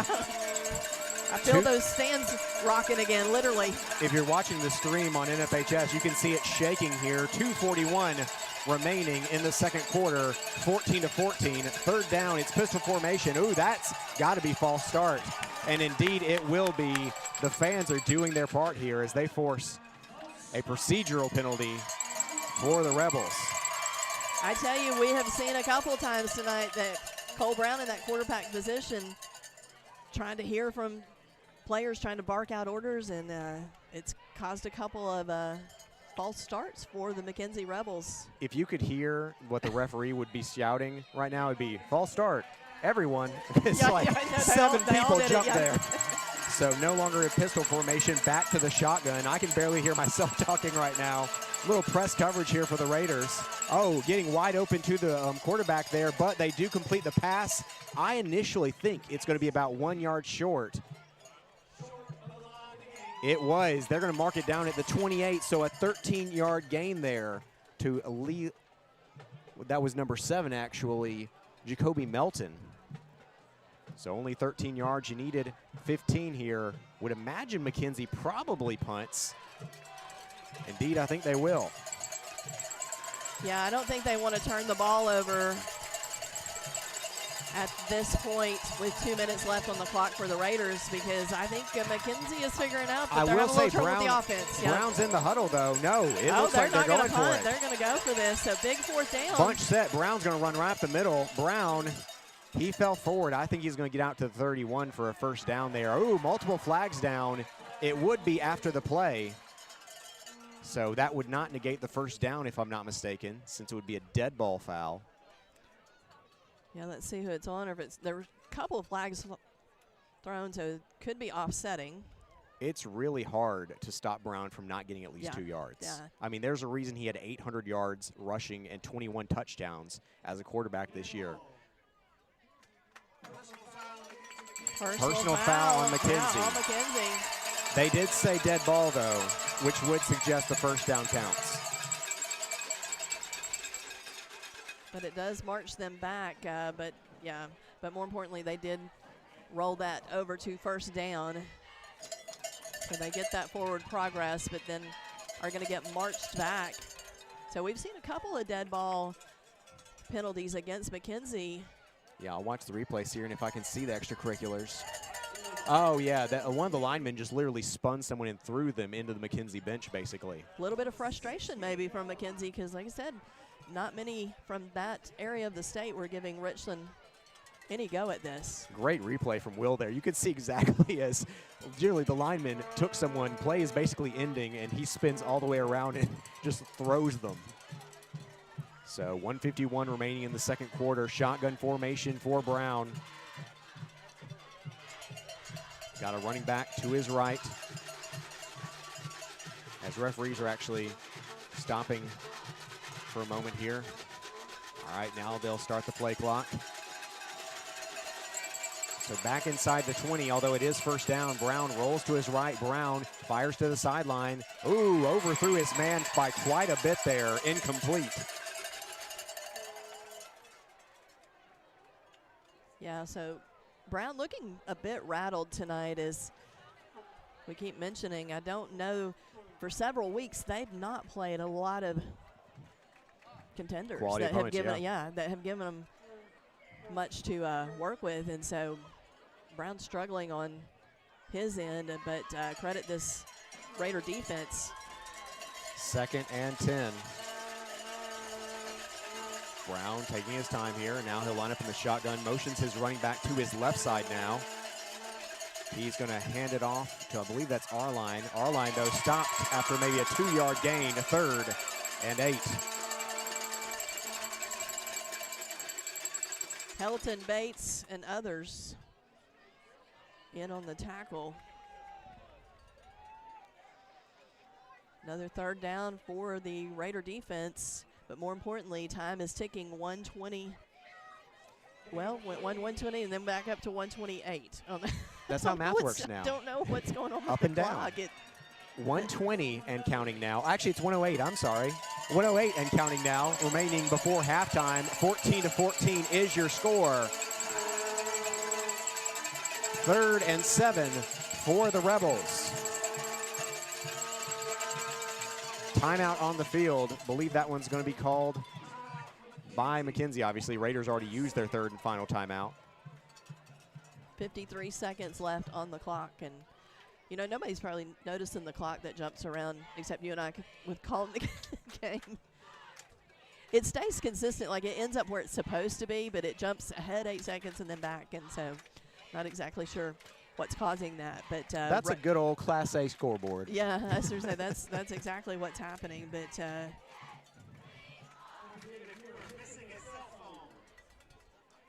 Raiders making McKenzie stop and think this through. Yeah, right here before half. Don't give up any big plays. I'm sure that's what's being reiterated to the Raider defense right now. Just stay home, do your job, and don't fall for anything. Giles County is trailing 13-20 at Tyner Academy in the 4th. So Bobcats down by a single score. That is also a quarterfinal game with a chance to go to the 3A semifinals. Raiders and McKenzie Rebels here tied up 14-14 late in the second quarter. These two teams, 2 of the top 5 in the state, and 1 will be going home. 1 will move on to the semifinals. Trip receiver set here. It's going to be a handoff to Callis, and he is tackled.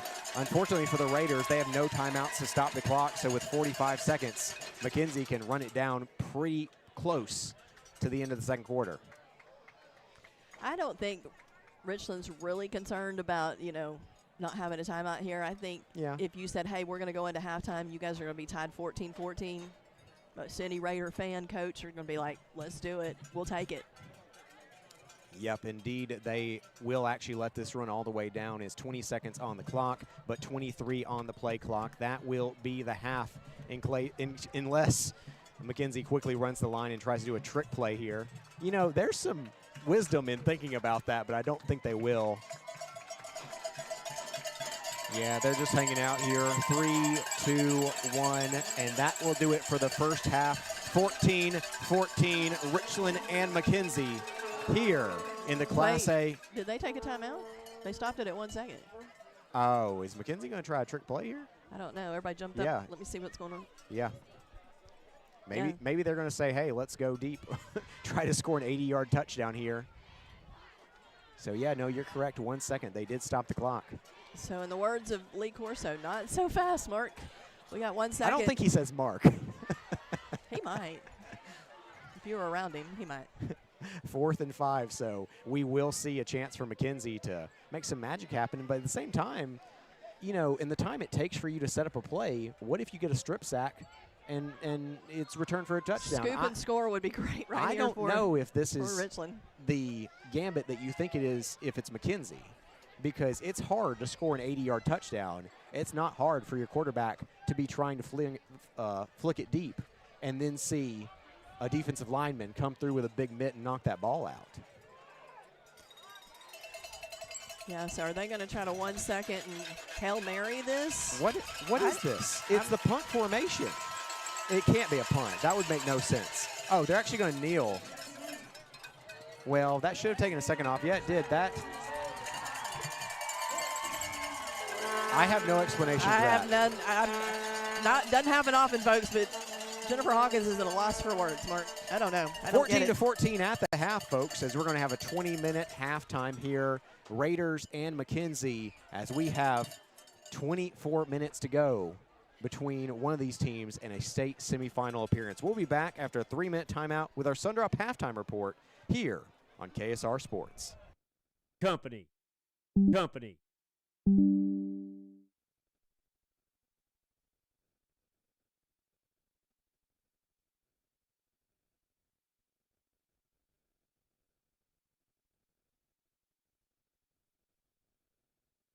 Attention Giles County residents, looking for your next career opportunity? Look no further than M&M Staffing, your trusted local staffing agency. Owner John Braden Harper and recruiters Cree Holt and Mercedes Houston are all proud members of Giles County who understand our community inside and out. At M&M Staffing, we're your neighbors supporting local schools, athletes, organizations, and causes that matter to you. Visit us on Facebook, step into our office, or apply online at mnmstaffing.net. You can also give us a call at 931-347-4255. M&M Staffing, your bridge to a brighter future in Giles County.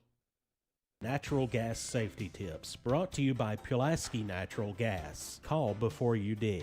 Don't hit a buried gas line. Before you dig or move earth in any way, call your local one-call number or utility locator service. They can tell you the location of buried natural gas lines, power lines, and other utilities so you can dig safely. These tips are brought to you by Pulaski Natural Gas, 363-1752, 363-1752.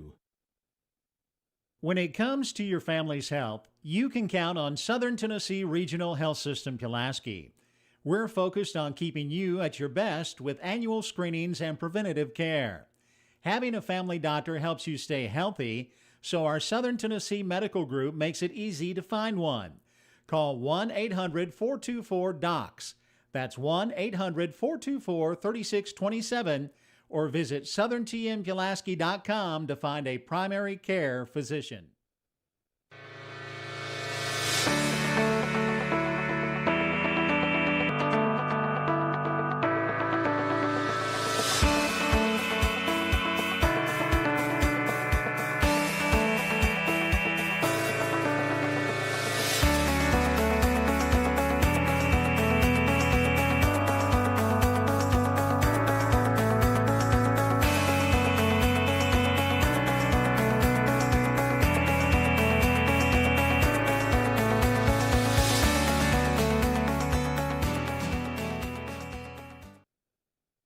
First Realty Group has been serving Giles and Lawrence County and beyond for decades. We're First because we have the best selection of land, homes, and commercial properties to choose from.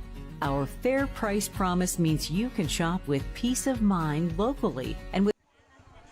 And we're back, everyone. I'm Mark Mize. She's Jennifer Hawkins here on KSR Sports as we're here on our Sundrop halftime report.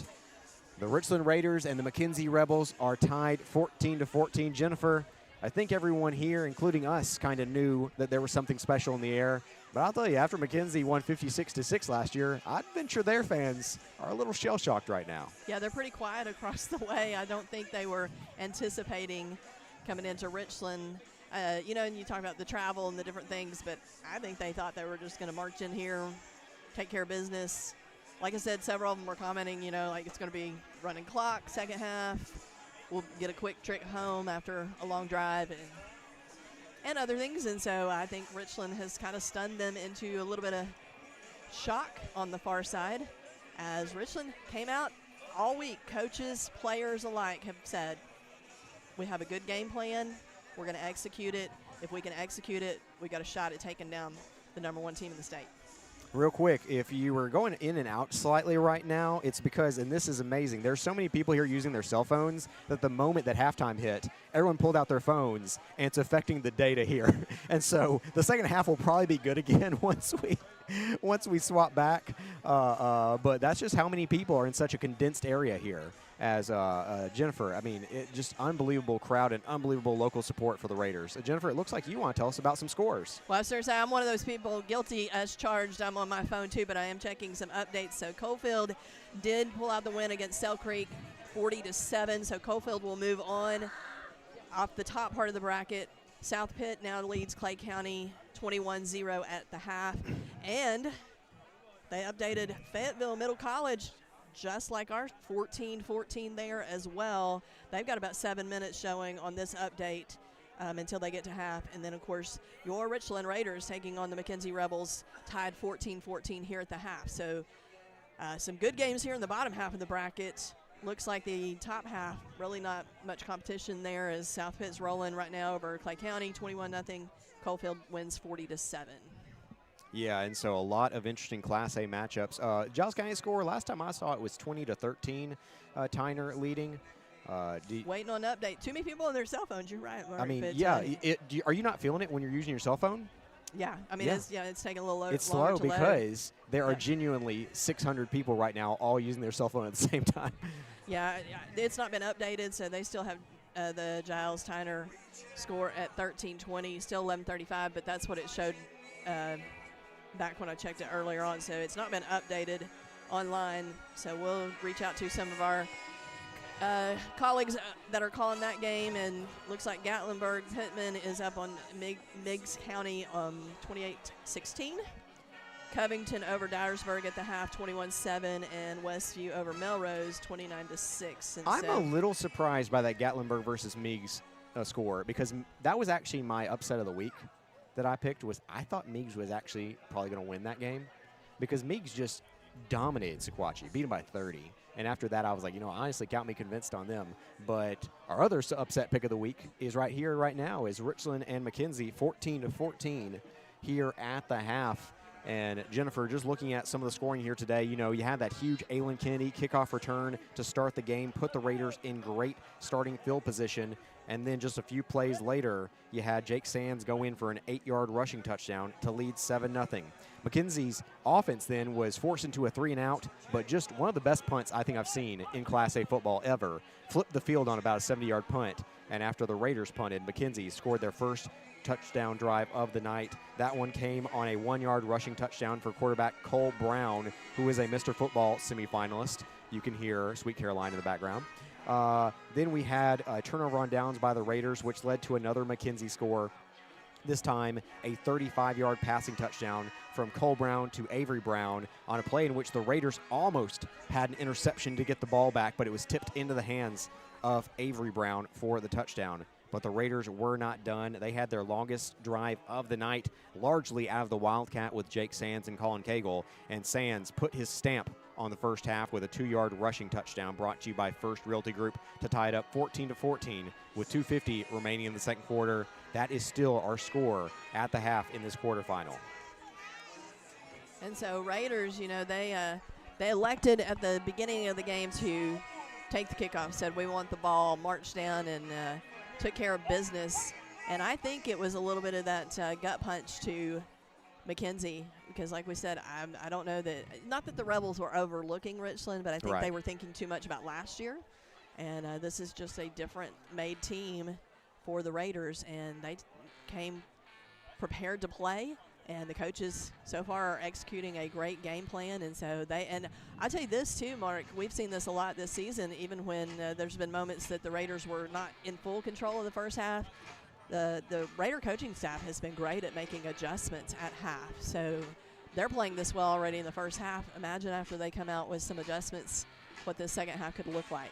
Absolutely. So in our Sundrop halftime report, it's 14-14 at the half between the Richland Raiders and the McKenzie Rebels as two of the top 5 teams in Class A face off here at Wayne Hobbs Stadium. We're going to go ahead and take another quick timeout here in our Sundrop halftime report, but we'll be back in 3 minutes here on KSR Sports. Fans, from the coin toss to the final quarter, stay refreshed with an ice-cold Coca-Cola as you cheer on the Raiders. Just head to the concession stand and grab the perfect refreshment to share with fellow fans. Share a Coke with a teammate, a rival, or a friend this season. Thank you for choosing Pulaski Coca-Cola. It's time to load up on the best snacks and some delicious ice-cold Coke for all your game day guests. Nothing tastes like everyone you love and everything you like coming together. Coca-Cola. Together, taste better. May Oil Company, a 4-generation family-owned business, is a supplier of fuel products and specialty lubricants serving Pulaski, Giles County, and southern Middle Tennessee from our offices and warehouse at 619 South 4th Street, Pulaski. May Oil Company is also a proud supporter of Giles County Bobcat and Richland Raiders sports. May Oil Company, supporting our Middle Tennessee communities for generations. 931-363-3704.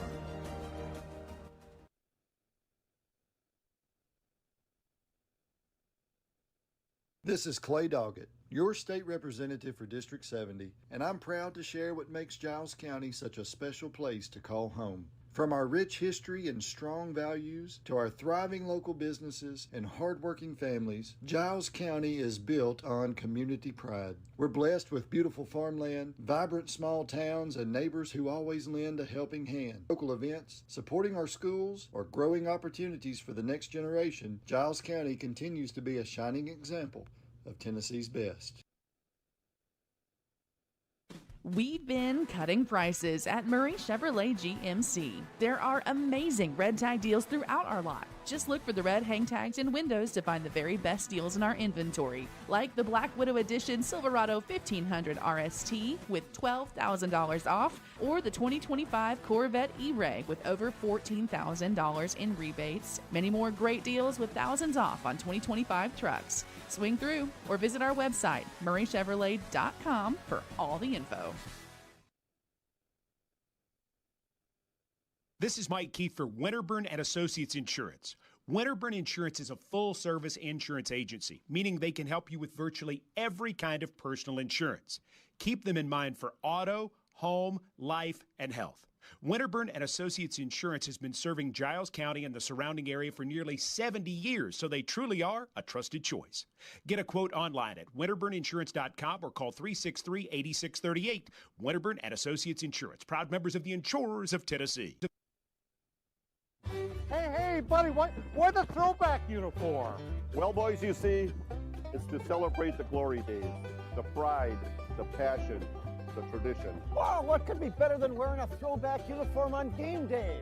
How about throwing back a green and gold citrusy sun-drop soda in a throwback bottle while wearing my throwback uniform on game day? The pride, the passion, the tradition. Throwback a green and gold sun-drop today.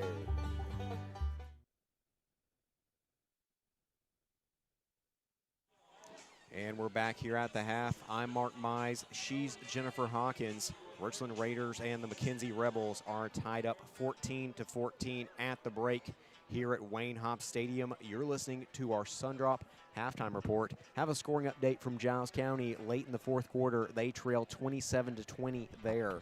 And so Bobcats trying to keep their season alive and potentially force overtime. But here, Jennifer, the Raiders have really put their mark on this game with a really fundamentally different style of offense than we've seen in recent weeks. You know, you see a completely new look with that two fullback set. It's not a Maryland eye because you have the second fullback offset with Sands as your tailback, and then you see the Wildcat formation, which we haven't seen much of since the Week 3 game versus Spring Hill, if I'm not mistaken. And so, you know, honestly, it's really interesting that the Raiders have pulled out all the stops, have really kept McKenzie off their guard. And in the second half, I wouldn't be surprised if we see them change it up again now that McKenzie's had some time to get a look at it. Yeah, it's one of those things. I wonder what they're going to come out in the second half because, you know, McKenzie's probably studied film, and they've not got a lot of glimpses at what the Raiders are running here tonight, nor have we. Like you said, it's been a while since we got a little bit of Wildcat look and some different things, but they haven't really needed it, Mark, so why not keep some of those mystery things in the bag until you need them? And you knew tonight was where you're going to have to kind of put out all the stop, you know, pull out all the stops to try to take down this McKenzie team, who are also in their own right a very fundamentally sound, well-coached football team. But Raiders definitely came with a strategic game plan and really are just executing it, I mean, to the full. We said in our podcast that they were going to have to play near flawless football to pull this off.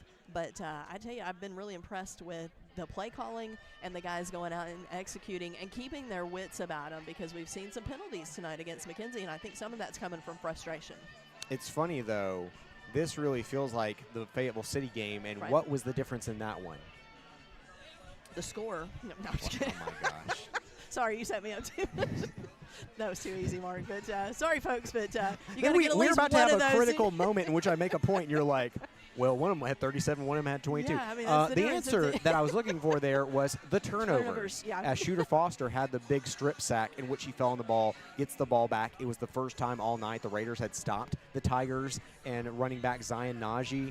And then, of course, you had the Levi Reedy pick. And he just has looked pedestrian tonight with what you have been able to do. And so you have to feel really good, but the turnovers are the missing piece to the pie. Yeah, because we've talked about over the last 8 weeks, they're winning. The Raiders are winning the turnover battle. Can they get? You know, I mean, you knew it was going to be one of those. You're going to have to. It's going to be a hard fight to get that turnover. Could it be the difference in the game? Nearly had one in that first half. Takes, you know, just an unlucky bounce. I mean, that's really. It's just kind of one of those freak plays. Like 9 times out of 10, that's a pick. Yeah. I mean, honestly, in that first half showdown, but and instead it falls in and goes up over and falls into the receivers, the Rebel receiver hands, and they go up 14-7. But I like, again, that the Raiders just didn't show any panic, didn't let that take over momentum, and said, okay, give us the ball back. What are we going to do? We're going to go down, we're going to score and tie this ball game and go into half matched up head-to-head. So I think, Cole Brown does look like he's like not exactly sure what's going on. He's having trouble with the crowd noise. He keeps slipping a you know, field conditions. And you can't really blame the field because the other players are not doing it. So, you know, I don't know. He's just – and I'm like, is that part of the frustration, and he's trying to rush and different things, and so he keeps slipping, trying to make something not exactly sure, and was not anticipating this from the Raiders. And really, I think the defensive series of the game will be the first drive for McKenzie of the second half, because you're talking about who potentially puts one team or another on their back foot. Are you playing catch-up, or do you go out, you put your stamp on the third quarter, and then you score first, and the other team is forced to play catch-up the rest of the night? Because if it's going to come down to the final possession, you want to be the team that keeps going up by a score, not to keep the team who keeps falling down by a score. And you know that was conversation I'm sure they had at halftime, was to come out and know your position, stay in your lane, don't try to make something happen that's not there. All those conversations, especially with the defense, I think you're right. It's going to be very telling of what both teams come out with at a halftime after these discussions, as both teams are making their way back on the field, getting loosened up for the second half. They've given us a great showdown in the first half, Mark. it's going to be more of the same, and this one really could come down to a nail-biter at the end. Well, thanks for listening in to our Sundrop Halftime Report. I'm Mark Mize. She's Jennifer Hawkins. 14-14 is your score between Richland and McKenzie in this Class A quarterfinal matchup. Back after a 90-second timeout here on KSR Sports. Natural gas safety tips brought to you by Pulaski Natural Gas. Call before you dig. Don't hit a buried gas line. Before you dig or move earth in any way, call your local one-call number or utility locator service. They can tell you the location of buried natural gas lines, power lines, and other utilities so you can dig safely. These tips are brought to you by Pulaski Natural Gas, 363-1752, 363-1752. When it comes to your family's health, you can count on Southern Tennessee Regional Health System Pulaski. We're focused on keeping you at your best with annual screenings and preventative care. Having a family...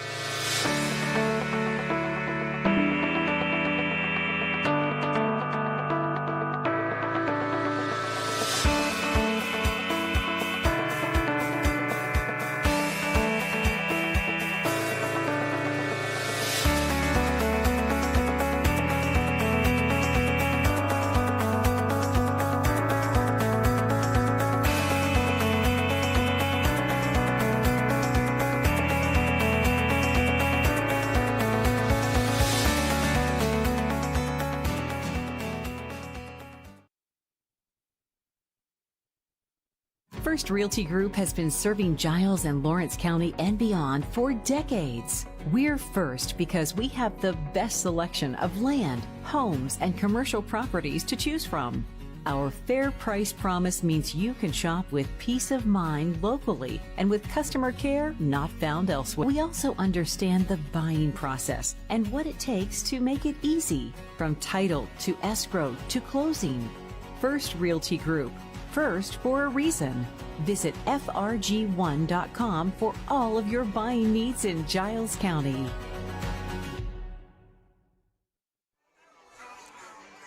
And we're back here. Jennifer, we actually get some bonus Sundrop halftime report action as they added 3 more minutes to the clock. They usually do that, but we were told strictly this would be a 20-minute halftime. And so I thought that it was going to be exactly that, but both teams are back out on the field here. Maybe we'll get it slightly more truncated than that, but we're ready for some more Raider football. Richland and McKenzie tied up 14-all at the half. Richland had a late touchdown from Jake Sands to tie this one up. Yeah, as both teams are kind of making their way to the sideline, and so they may just cut this clock off. And, you know, they kind of watch when teams are coming back out. Both teams made their way out pretty late in the half. But, you know, those coaches, they want every last little morsel of discussion that they can get into, and so that's what they got. So Raiders had a great opening kickoff return to get the pace of the game and the excitement of the game going. Can this defensive unit have a great answer for McKenzie and what they dial up? You know what's hilarious? Literally, the teams walk out on the field, and our stream rate jumps by 7-fold because everyone put their cell phones back in their pocket. Nobody wants to miss. Isn't that hilarious? Yeah, they don't want to miss a moment of this action because it has been just that type of ball game. So, if, you know, you came expecting good football. That is definitely what Raiders and Rebels have put on for everyone here tonight. All right, and so Will remind me to change it to the third quarter, and that is where we are, 14-14, getting ready to start the third quarter. Raiders will be kicking off. You know, there's some wisdom in potentially doing an onside kick here. It worked last week, but at the same time, the defenses look so good tonight. I think you want to pin McKenzie back at their own 20 and say, hey, do you think you can go 80 yards? Because we don't think you can. So Bates marking the kickoff steps, gives his hand signal, thrown in the air, and we're ready for more football, Mark. Indeed, they will kick it deep. And what else does A.J. Bates know how to do but kick deep and hit hard when he's on that defensive line? It'll be first and 10 at their own 20 as the McKenzie Rebels get the ball first to start the third quarter. Yeah, I've talked Bates into adding the kick deep into his little his little motto. He likes to say run fast, hit hard, but he definitely can kick the fool out of a ball. So has shown that a couple times already tonight. 1st and 10 for the side, and so McKenzie comes out again running the ball.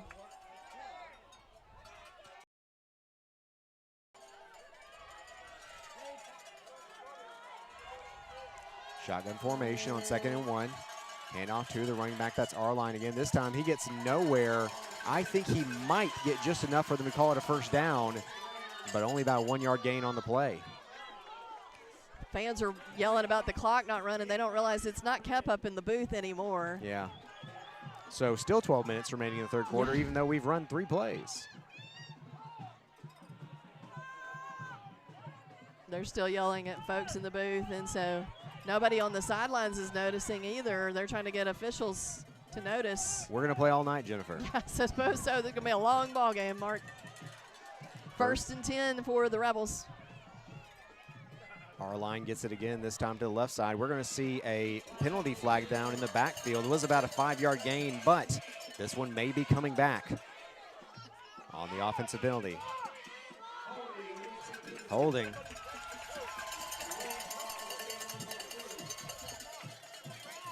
So they're having to make the PA announcement that the clock has still not started. We're still at 12 minutes. Yeah, this is crazy. I've the never seen entire someone not stands notice is pointing that the clock is not starting. And so that penalty does go against McKenzie, marches them back again. If I didn't know better, that is holding, but I think they called a spot foul there. Yeah, I know. Because that's further back than I anticipated. That's actually going to be 1st and 22 for reasons that aren't entirely evident. This time it was a direct snap to the up back, I think. Was that number 6, Arline again? The heavy dose of Arline here in the 2nd half as we are still at 12 minutes remaining in the 3rd quarter. They got to do something. Well, I know all these people are yelling. Somebody go down to, the sidelines and get get somebody's attention and say they're finally talking to the press box coaches. Maybe they're keeping it on the field and just won't run. Okay, I mean, I guess, but 2nd and 14. Shotgun formation, man in motion here. Brown's going to be back to pass. Brown going to fire here. It's going to be to Avery Brown. It's going to be a screenplay. Brown spins through initial tackle. The Raiders actually defended that pretty darn well, and they'll get back to the original line of scrimmage no further. It'll be 3rd and 10. Looked like Chase Thomason along with Trip Helton and a couple others in on the stop against Avery Brown. 3rd and 10. Can the Raiders get off the field here with, for some reason, 12 minutes still on the clock in the 3rd quarter, tied 14-14. This is actually becoming upsetting because how are we going to know? I know. I don't know. We're going to have to make a guess. If it's kept on the field. Shotgun formation. They got 2 wingbacks, actually, 2 receivers near side. This place is getting loud. Brown back to pass. Brown going to scramble. Brown is taken down. I think that's going to go down as a sack, as it'll be 4th and about 10 and a half here. He lost half a yard there. John Garrett, Chase Thomason on the tackle, and so that was a huge 3rd down play for the Raider defense as they answer the call. Like we said, that this was going to be a big moment in the game, and defense comes out strong now, forcing a punt for McKenzie. 4th and 10, just an obvious punting situation here. Indeed they will. By the way, that's Brown who's the punter. This one not as impressive as the first. It'll go down to about the 31, but still decent punt there, and Raiders did exactly what I said they needed to do there, which is come up with a big defensive stop and get the ball back as the 3rd quarter clock is still at 12 minutes. All right, PA announcement official, game clock is being kept on the field. Unbelievable. And so, man, folks, that's going to be tough because we have no clue, like, how much time is remaining. So, not exactly sure. That's absolutely brutal. I mean, I don't even know how to call a game in which we're not going to know how much time. We can tell you that. Well, it's funny because on your scorebook, all you see is that it's 3rd quarter. You're going to see that same thing that saw in the first half there. It's going to be Sands as the deep back behind 2 fullbacks. Handoff here. They pick up 1 yard on the play.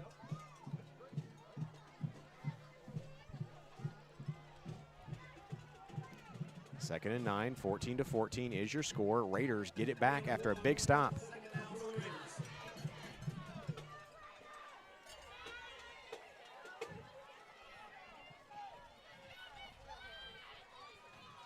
So this offense, who has shown to be impressive tonight, Different strong look. in the run game. Yeah, Shotgun. so down on the field, or partially down, where it's not a high hurdle is what they consider it. But Mayo kind of went up and over. But if they're any type in an upward stance and you go up and over, it's for safety reasons. I get it. Oh, they're going to wave it off. They're going to wave it off. So they had discussion. I'm glad they waved it off, because it honestly was one of those things when his defender was going low, and so Mayo did try to go up and over, but his defender stood up on him, and so it looked worse than it really was.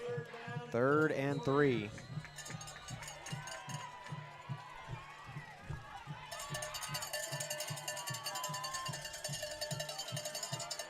So Raiders, a chance to convert here. Going to see that same 2 fullback, deep back set for Sands. Pitch play to Sands. Sands around the left side, has some room, fighting forward. I think he's got enough. Indeed he does. That's a Winterburn and Associates Insurance first down. Big shove there from Sands at the end on the defender. Yeah. Luckily, no one saw it. Yeah, it was in the midst of all the Raider guys on the sideline. But, there's been a lot of that going on from the McKenzie guys, so somebody's going to have that conversation. Got to keep your wits about you. Don't want to pick up a silly foul on the play. Needed 3 yards. You got 5 there. It'll be 1st and 10 at your own 42 for the Raiders. 14-14 is your score. How much time's left in the 3rd quarter? Well, they're keeping it on the field, so you decide. Schrader under center. Back to pass. Schrader, he's going to pass. He's got Kennedy initially, but he's going to have to throw this one away. Oh, actually ends up hitting his man Mayo, but this is going to be for about a 1-yard loss on the play.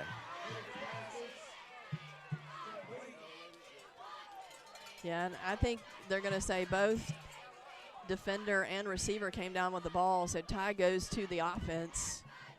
They're actually going to say no gain on the play, so 2nd and 10 now. Still at their own 42.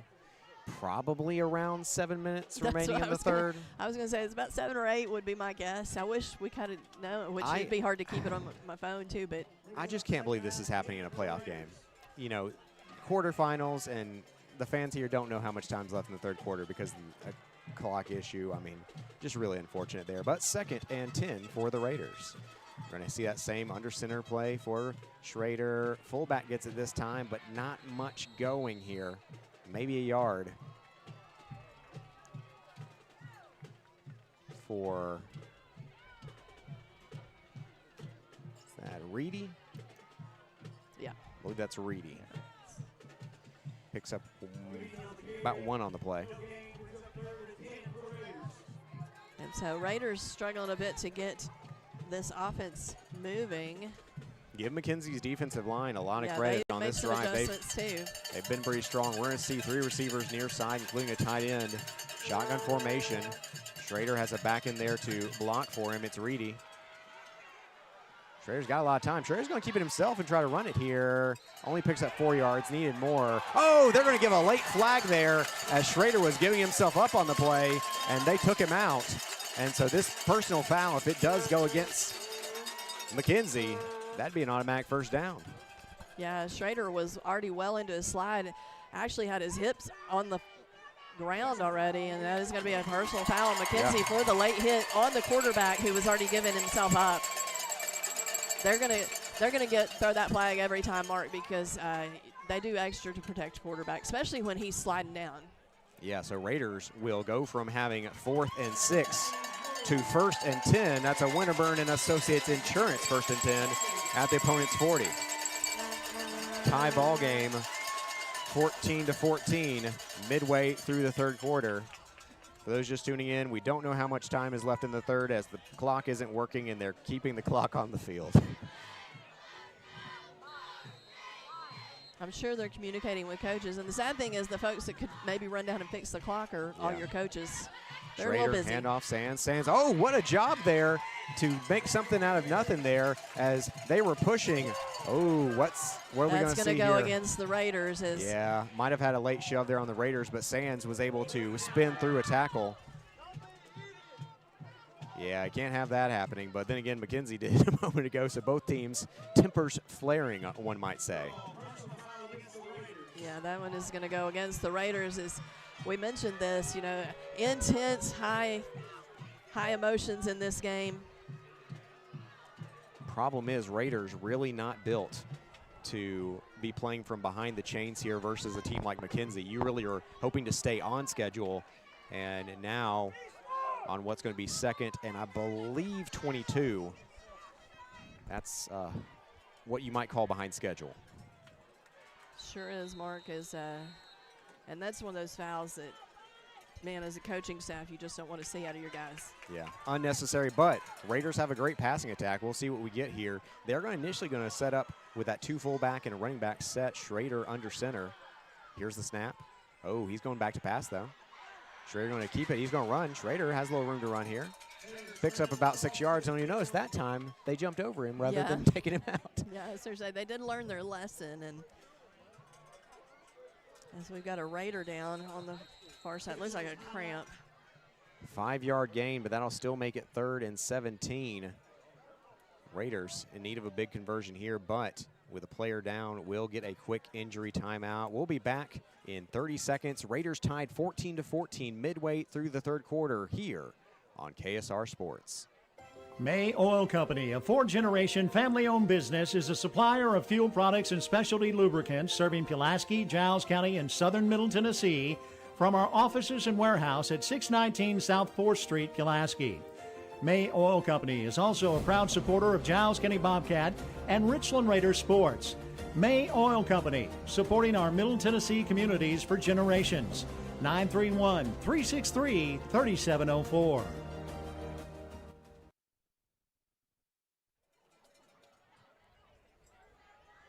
As the Raider player is able to get off the field, that Shooter Foster walking out under his own weight, hopefully just a cramp there. Raiders will have 3rd and 17. By the way, 4:44. Make a wish, Jennifer. Yeah. That's how much time's left in the 3rd quarter. We just heard during the timeout as the clock on the scoreboard is not working. So under 5 minutes remaining in the 3rd quarter, Raiders tied 14-14. They're driving in opponent's territory with 3rd and 17. Shotgun formation for Schrader. 2 receivers and a tight end near side. Schrader rolls to his left. Schrader looking for Sands. Schrader fires for Sands. He's got him. I think that's going to be close. There's actually going to be a penalty flag opposite side of the field. I'm fascinated to see what that is. I actually think this is going to be barely short of a 1st down. It'll be 4th and very short, but we'll see what that penalty flag is on the opposite side. Yeah, I didn't even really notice any players over near where an illegal man downfield. Oh. Goodness. Unfortunate there, as that's going to turn a 4th and 1 back into a 3rd and 22. Really, really good play there by Schrader, Sands, and the coaching staff drawing that one up as Sands kind of trapped his man there. Trying to look and see who got. Oh, wow, that. I couldn't see there. Yeah. Yeah, we're watching a replay again. Somebody drifted just a little too far. Yeah. It's actually, I won't say who it was, but it's actually the same person who committed the personal foul a moment ago. 3rd and 22. But Raiders could do it once. Why can't they do it twice here? We'll see what they can do here. They're at their own 47 here. 3rd and a country mile, but the Raiders, whoa, looks like they're lining up with 2 fullbacks and a running back. They may be potentially just setting up to punt here. Yeah, it looks like they are as they give it off to the fullback up the middle. A lot of fans don't like that call, but I understand why, as you want to set yourself up in the best position here. I'm not sure it was the call. It almost looked like one of the McKenzie players stepped on the chest of one of the Raiders, headed back to the huddle, but. Late here in the 4th quarter. Excuse me, 3rd quarter. Late in the 3rd quarter. Raiders and McKenzie are tied 14-14. For those just tuning in, we're probably about 3 minutes left in the 3rd quarter. The clock is regretfully not working. Bates takes his time. A little bit of a rugby punt, but ooh, that's off the side of his foot here. Will it take a good roll? Not quite there. That's going to give the ball to McKenzie about at their own 42-yard line there.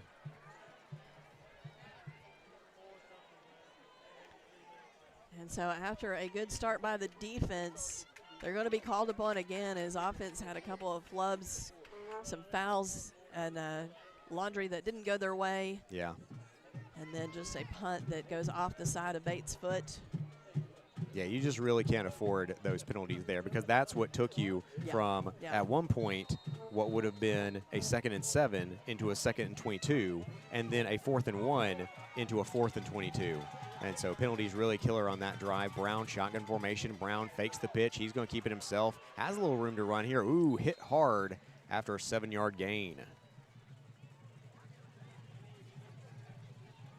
So this Raider defense, you know, they have forced a lot of turnovers this season. This would be a very opportune time.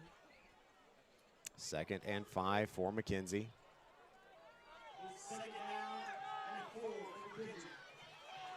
Pistol formation. Actually, they're going to motion the running back to the right in the shotgun. Brown has an up back as well. They'll look to the sideline here. All tied up 14-14 in this state quarterfinal matchup. Same matchup we saw in this game last year. But that 50-point loss feels like a long time ago as the Raiders showed up to play here tonight. Handoff, Callis up the middle. Callis breaks free, gets enough for a first down, and he's into opponent's territory at the 46.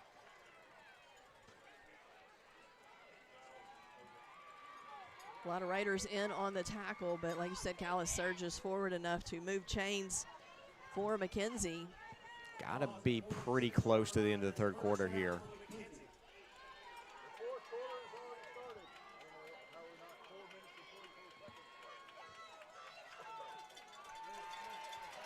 It's hard not knowing this clock. Yeah, Brown tries to keep it there for a moment, but it's actually going to be a handoff to, I believe, R-line. Nope, that was Callis again. And there's going to be a late flag on the play. It's an 8-yard gain, but what's the call? A lot of dead ball penalties being called on both sides. That's against the Raiders. Raiders. You cannot have that. Maybe a late hit.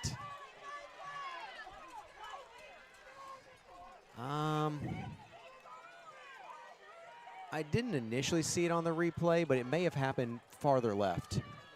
Back to, oh, okay. I think it happened behind the play. Yeah. So this one's going to be 1st and 10 down. We're going to get a timeout. Probably well, might be the decision. end of the 3rd quarter. No, I think they're saying it's in the 3rd quarter. Oh, never mind, it's timeout. Okay. So it'll be 1st and 10 at the opponent's 22. Maybe they'll tell us the time here in a second. We'll go ahead and take a 30-second timeout as well, though. 14-14 late in the 3rd quarter here between Richland and McKenzie. 2 minutes and 12 seconds left here in the 3rd quarter. Back after a 30-second timeout here on KSR Sports. First Realty Group has been serving Giles and Lawrence County and beyond for decades. We're first because we have the best selection of land, homes, and commercial properties to choose from. Our fair price promise means you can shop with peace of mind locally and with customer care not found elsewhere.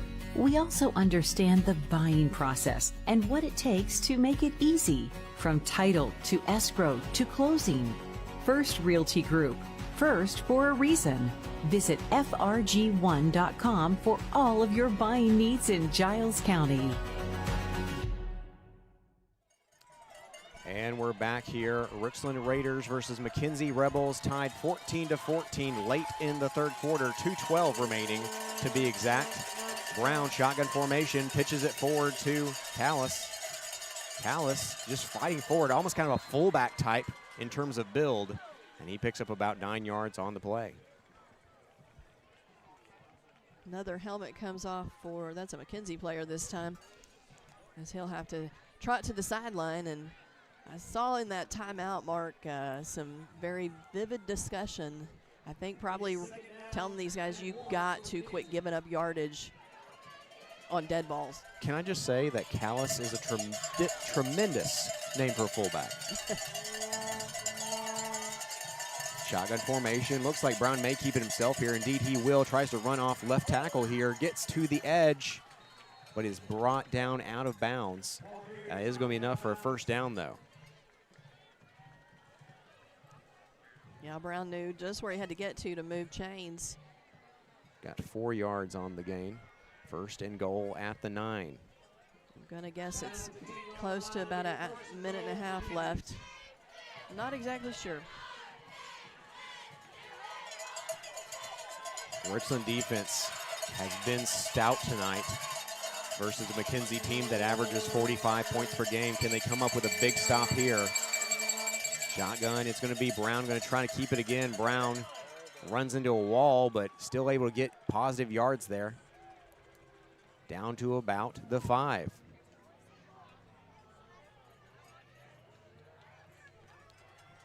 Four-yard gain, second and goal at the 5 as probably under a minute left here in the third quarter. And for those of you wondering why we're estimating on the time, clock not working here since halftime. Yeah. Brown again. Brown just running into the line over and over. This time, can he get it? He dives, and he does. Touchdown, McKenzie. Brown able to break the plane for McKenzie, but I tell you, a lot of that, we gave way too many yards on that drive to McKenzie. What, 40-something yards in penalties on that drive for the Raiders? Yeah. And remember, the reason that the Raiders didn't score a moment ago was largely because of penalties on the offensive end. The final quarter. Stay refreshed with an ice-cold Coca-Cola as you cheer on the Raiders. Just head to the concession stand and grab the perfect refreshment to share with fellow fans. Share a Coke with a teammate, a rival, or a friend this season. Thank you for choosing Pulaski Coca-Cola. It's time to load up on the best snacks and some delicious ice-cold Coke for all your game day guests. Nothing tastes like everyone you love and everything you like coming together. Coca-Cola. Together, taste better. And thanks to the greatest announcer this side of the Mississippi, Kelly Bratton. We do know there are 104 remaining here in the third quarter as McKenzie takes a 7-point lead on Browns, responsible in part at least for all 3 McKenzie touchdowns here tonight, as he had 2 short rushing touchdowns, also a 35-yard passing touchdown on a jump ball. McKenzie takes a 7. I can't think that quick, Mark. He runs that fast. Yeah, we're having a little trouble with some drop frames there on our cell phone connection. We apologize if you're seeing a little buffering right now. Under a minute remaining in the third quarter, 21-14, McKenzie leads. Raiders have the ball, though, at their own 43-yard line to start this drive. Raiders were able to drive down to the 30 on the last drive before penalties. Huddle. So that'll make it first and 5.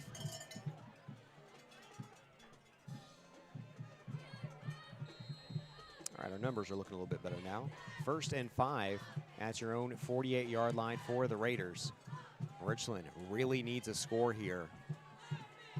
Don't want to give McKenzie a chance to make this a 2-score lead. Wildcat formation, as we saw successfully earlier in the game. This is going to be a direct snap to Colin Cagle. Cagle still on his feet. They thought they had him down, but they didn't. And he's got a Winterburn and Associates Insurance first down for the Raiders.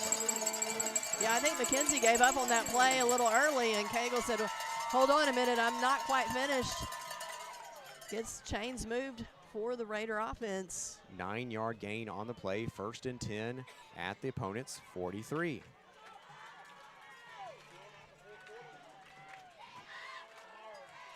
Still Wildcat formation for Sands. Sands this time is going to run off the left side. Sands jumps into the air, gets down inside the 40 here.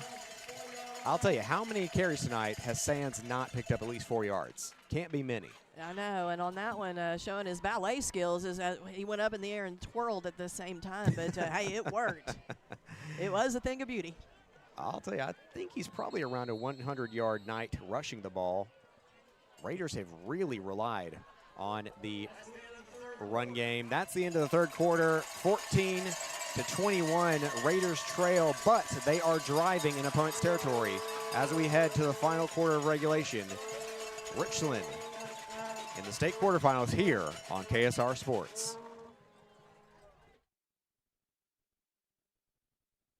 May Oil Company, a four-generation family-owned business, is a supplier of fuel products and specialty lubricants serving Pulaski, Giles County, and southern Middle Tennessee from our offices and warehouse at 619 South 4th Street, Pulaski.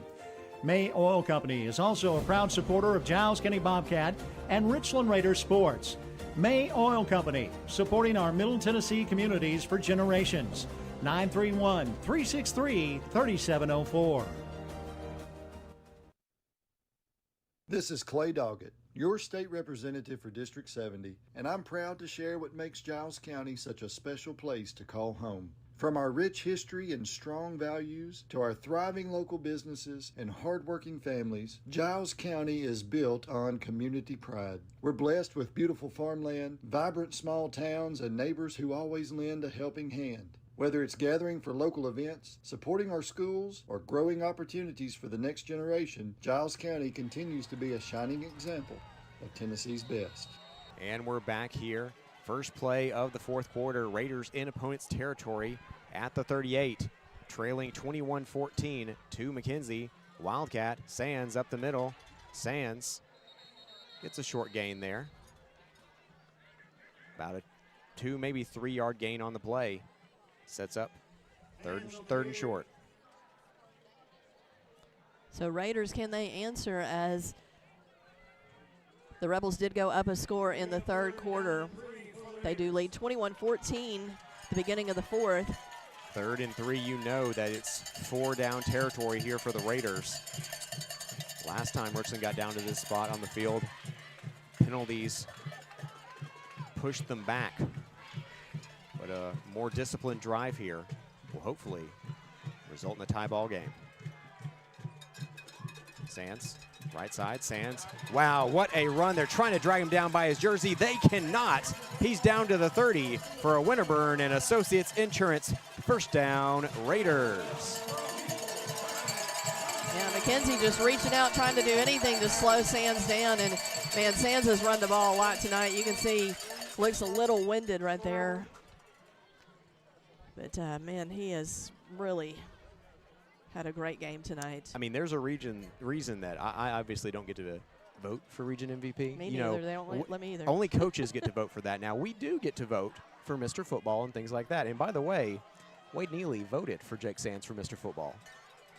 Maybe a bit of a homer pick, but still, I mean, Sands deserves those kind of looks. He's impressive. Yeah. Sands, this time it's going to be a double handoff here. Oh, and breaking around the right side there is Tucker Mayo. And I think that's going to be a Winterburn and Associates Insurance first down as Sands runs left and then hands off underneath to Mayo for a first down carry. And then Mayo finishes the job, makes a great adjustment, swaps the ball side in his hands, lowers his shoulder and picks up extra. So another first down for the Raiders. Showing some life here in the fourth quarter, down by a score. 1st and 10 at the opponent's 16. I'll tell you, the Wildcat just has been basically unstoppable tonight for this Raiders team. Sands as the quarterback, Cagle as the running back, Mayo, the wing back, who kind of acting as a fullback there. This time they'll fake the handoff to Mayo, and Sands will keep it himself. Picks up about 3 on the play, 2nd and 7. Quick update, Mark. Bobcats do come to a conclusion on their season as they fall to Tyner 34-20. But a great season there by Giles County. Yeah, and Tyner was number 3 in the state. Right. And so Bobcats on the road took them to the wire, but Giles County. But you have to remember, Giles County is 1-3 at one point this season. And they marched all the way back to, I think, finish 9-4, it feels right. I'm bad at numbers. But, you know, around that area. And so really impressive there. We're going to see some flags on the field. Going to be a false start, I believe. False start. Yeah. We'll check the replay there on that one. Well, early in the fourth quarter, the Raiders trail 21-14, an all-important drive here. And that penalty puts them back at 2nd and 14. Schrader back into the lineup. Yeah, once they get behind the chains, you kind of have to put him back in because you know you want to do one of a couple of things, or at least make them respect the potential to pass the ball. And they do pass it here. He's going to keep it himself and gets back near the original line of scrimmage there. That'll bring up a 3rd and about 10.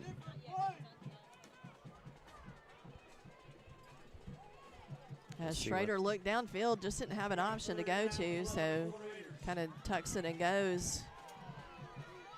3rd and 11. Raiders have 2 plays to make something happen here. You know, you could think about a field goal, but this doesn't feel like a field goal kind of game, Jennifer. No. Yeah, you need to put this in the end zone and tie this thing up.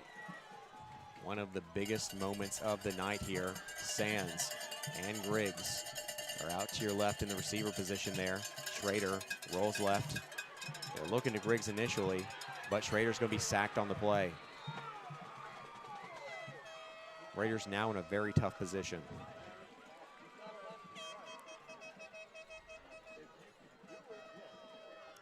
Fourth and 16 here early in the 4th quarter.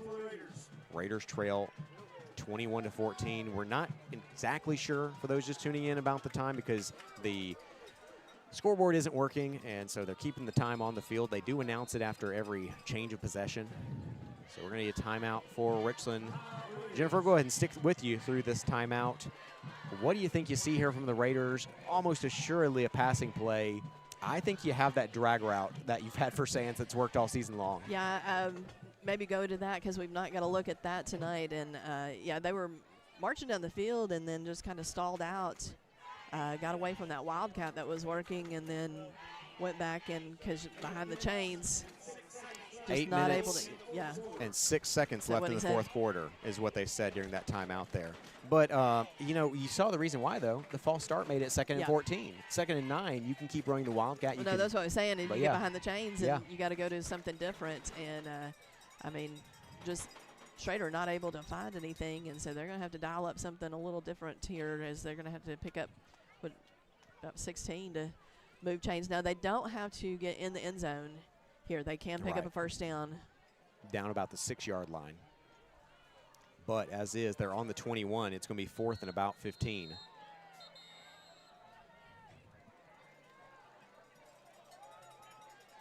And so penalties, again, Mark, proven costly here in the second half for the Raiders, as they'd cleaned that up over the last several weeks. So Raiders need something here. It wouldn't be the ball game, but a touchdown here suddenly changes things quite a bit. Schrader back to pass. Schrader looks. Schrader looking end zone. Schrader fires. His man falls down. Will they get a penalty flag? We'll see here. There's a flag down the field. Holding offense, though, and that would be a turnover on downs if that is the only penalty on the field.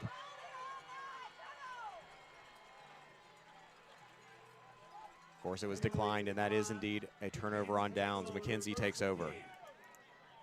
When the receiver fell down on the play, Jennifer, I wondered for a moment if potentially it was going to be pass interference. Yeah, I was watching Schrader with the rollout, and I wasn't watching the receiver. I just saw him go down, so I didn't know if it was from contact or. I think he tripped up, but their feet kind of tangled up there.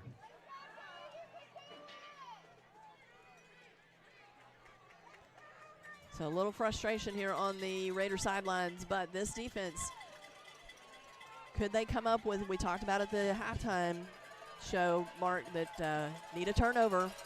This would be the time.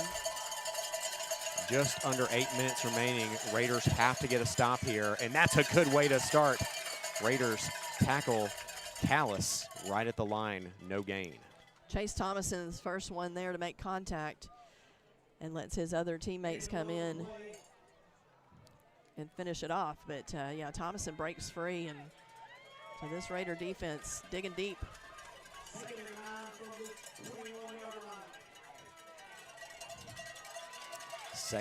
They're saying 2nd and 9. I still think it's 2nd and 10 because it's at the 21. Shotgun formation for Brown and company. Brown, he's actually going to pass it here. Brown fires, overthrows once again. Every time he's thrown that route tonight, he's missed his receiver. And you know what you did there? You stopped the clock with an incomplete pass. Yeah, his passing game, I mean, not to belittle it, but for a Mr. Football, like it has not even been close. He came in completing 70% of his passes, 32 touchdowns, 4 interceptions, 2,500 yards. He has not looked like that quarterback against this Raider defense here tonight. Raider Nation loud and on their feet as they know this is a big third down. If you could get a stop here as we assume it's rolling close to about 7 minutes left in the game. Yeah, probably right around 7 minutes, 3rd and 9. Raider defense needs a stop here to get the offense back on the field and a chance. Oh, the ball's on the turf. Brown does pick it up and get back up again, but they're going to take him down. A play action. The running back actually knocked the ball out of his hands. And so Brown does recover the fumble there just on the exchange that I don't think was an intentional exchange. I think he wanted to pull it back. Indeed, he did, but he loses the ball, picks it up, and only picks up 3 yards. That's going to be 4th and long. Yeah, I got excited there. We thought maybe that could be the chance of the turnover. Ball bounces back to Brown as he's able to scoop it up. But, yeah, they just collided with each other. What a job the Raiders defense has done here tonight. As they come up with another stop, they trail 21-14, but it looks like the Raiders will probably get this ball back. Brown just absolutely launches it, a howitzer. Sands, go ahead and pick it up. He does at the 15. Sands trying to make a man miss at the 20. He's up the sideline here to the 27, where the Raiders will start. Oh, Cole Brown, my goodness. Another amazing punt.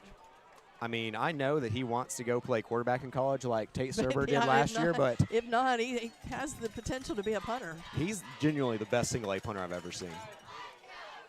You talk about flipping the field. They're saying 6, 1, 8, 6-18.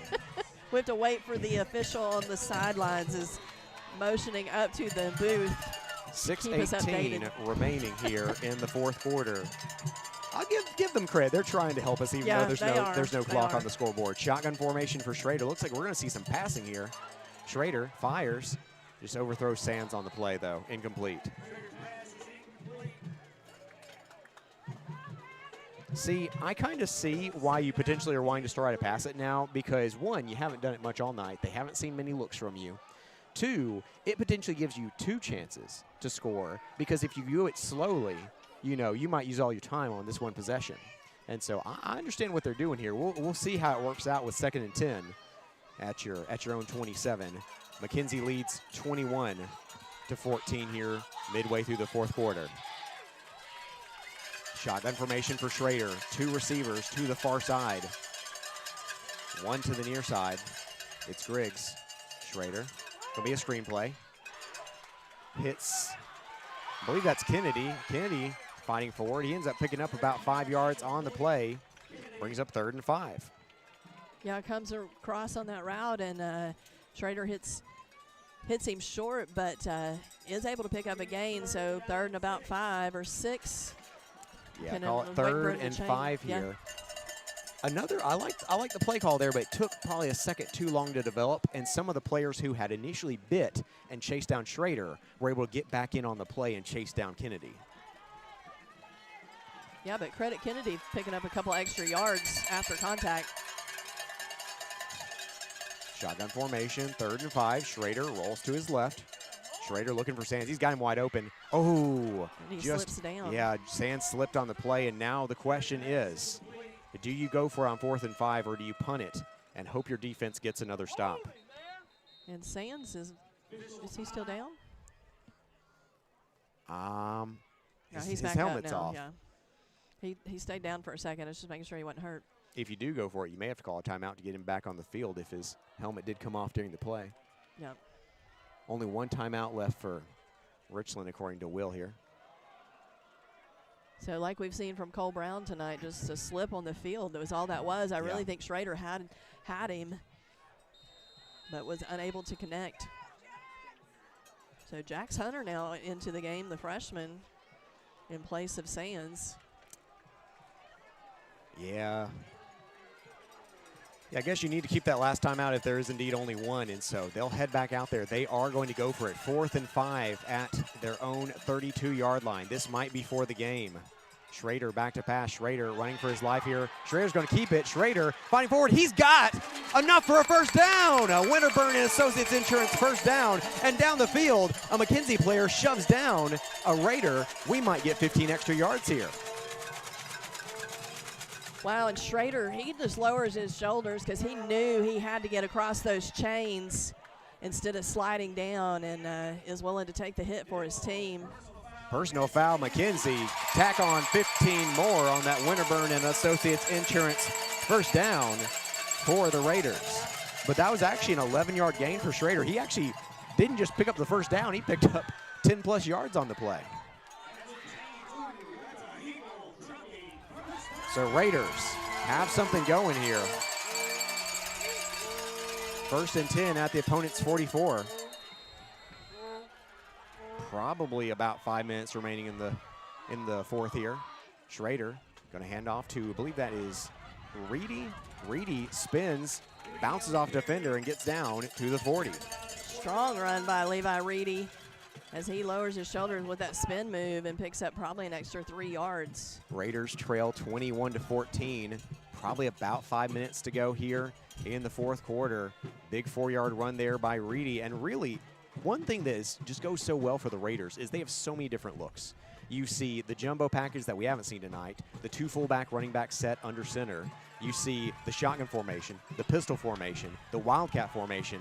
The Raiders do a lot of things well, and they show you a lot of different looks. Schrader, shotgun, rolls left. Bates in there blocking for him. Fires down to his up man there. That's Brooks Bratton. Bratton down the sideline, picks up a Winterburn and Associates Insurance. First down, Raiders. The sure hands of Brooks Bratton, who we've seen, they've run that play numerous times over the last few weeks because it is working. Bratton able to be the receiving end of that connection. 11-yard gain on the play. Every week, he's always good Yep. for a first down every Yep. week at the tight end position. And what a time to get it here. Raiders driving now inside the 30, trailing by 7 to McKenzie. Shotgun formation for Schrader. Schrader going to hand it off. I believe that's Bates this time. Bates, wow, was going to be tackled for a 1-yard loss, but does end up picking up 2 yards after he fights forward.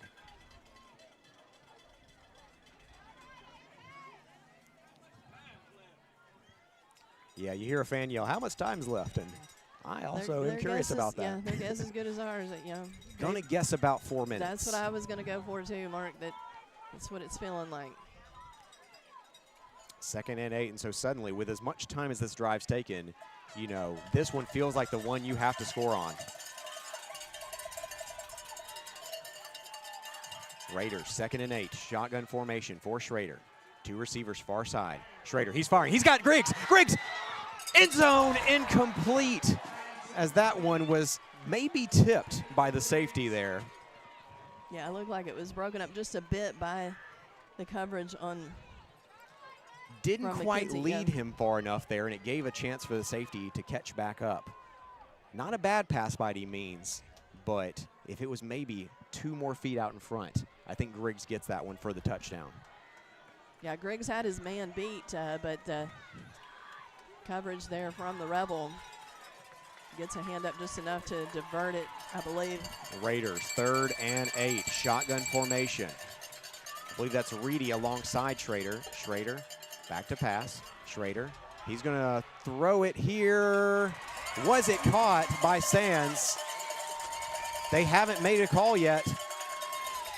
I think the far side referee says he had it.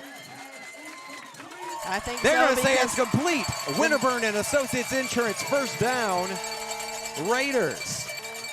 I was going to say I think it's complete because the McKenzie coaches were losing their minds across the way. They thought he dropped it. Who was it? Tyree for the Giants who had that big catch? That was what that felt like there, in which you basically had a jump ball and you just had to jump up and find a way to control it. Shotgun formation for Schrader. 1st and 10 at the opponent's 14-yard line now. Trailing by 7, probably about 3 minutes to go here. Handoff Cagle. Cagle, 5-3. Cagle end zone! Touchdown Raiders! Colin Cagle, a 14-yard carry, and the Raiders are within 1 late in the fourth quarter versus McKenzie. And Cagle was just not going to be denied as he broke through the line. McKenzie thought they had him. A 30-second timeout here on KSR Sports. We've been cutting prices at Murray Chevrolet GMC. There are amazing red tag deals throughout our lot. Just look for the red hang tags and windows to find the very best deals in our inventory, like the Black Widow Edition Silverado 1500 RST with $12,000 off, or the 2025 Corvette E-Ray with over $14,000 in rebates. Many more great deals with thousands off on 2025 through, or visit our website, murraychevrolet.com, for all the info.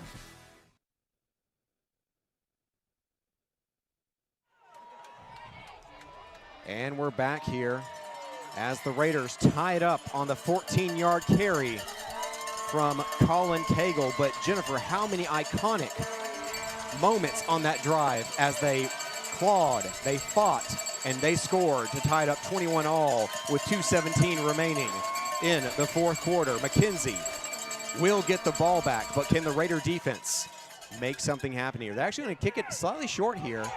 McKenzie player couldn't pick it up initially and then is absolutely hammered at around the 20-yard line there.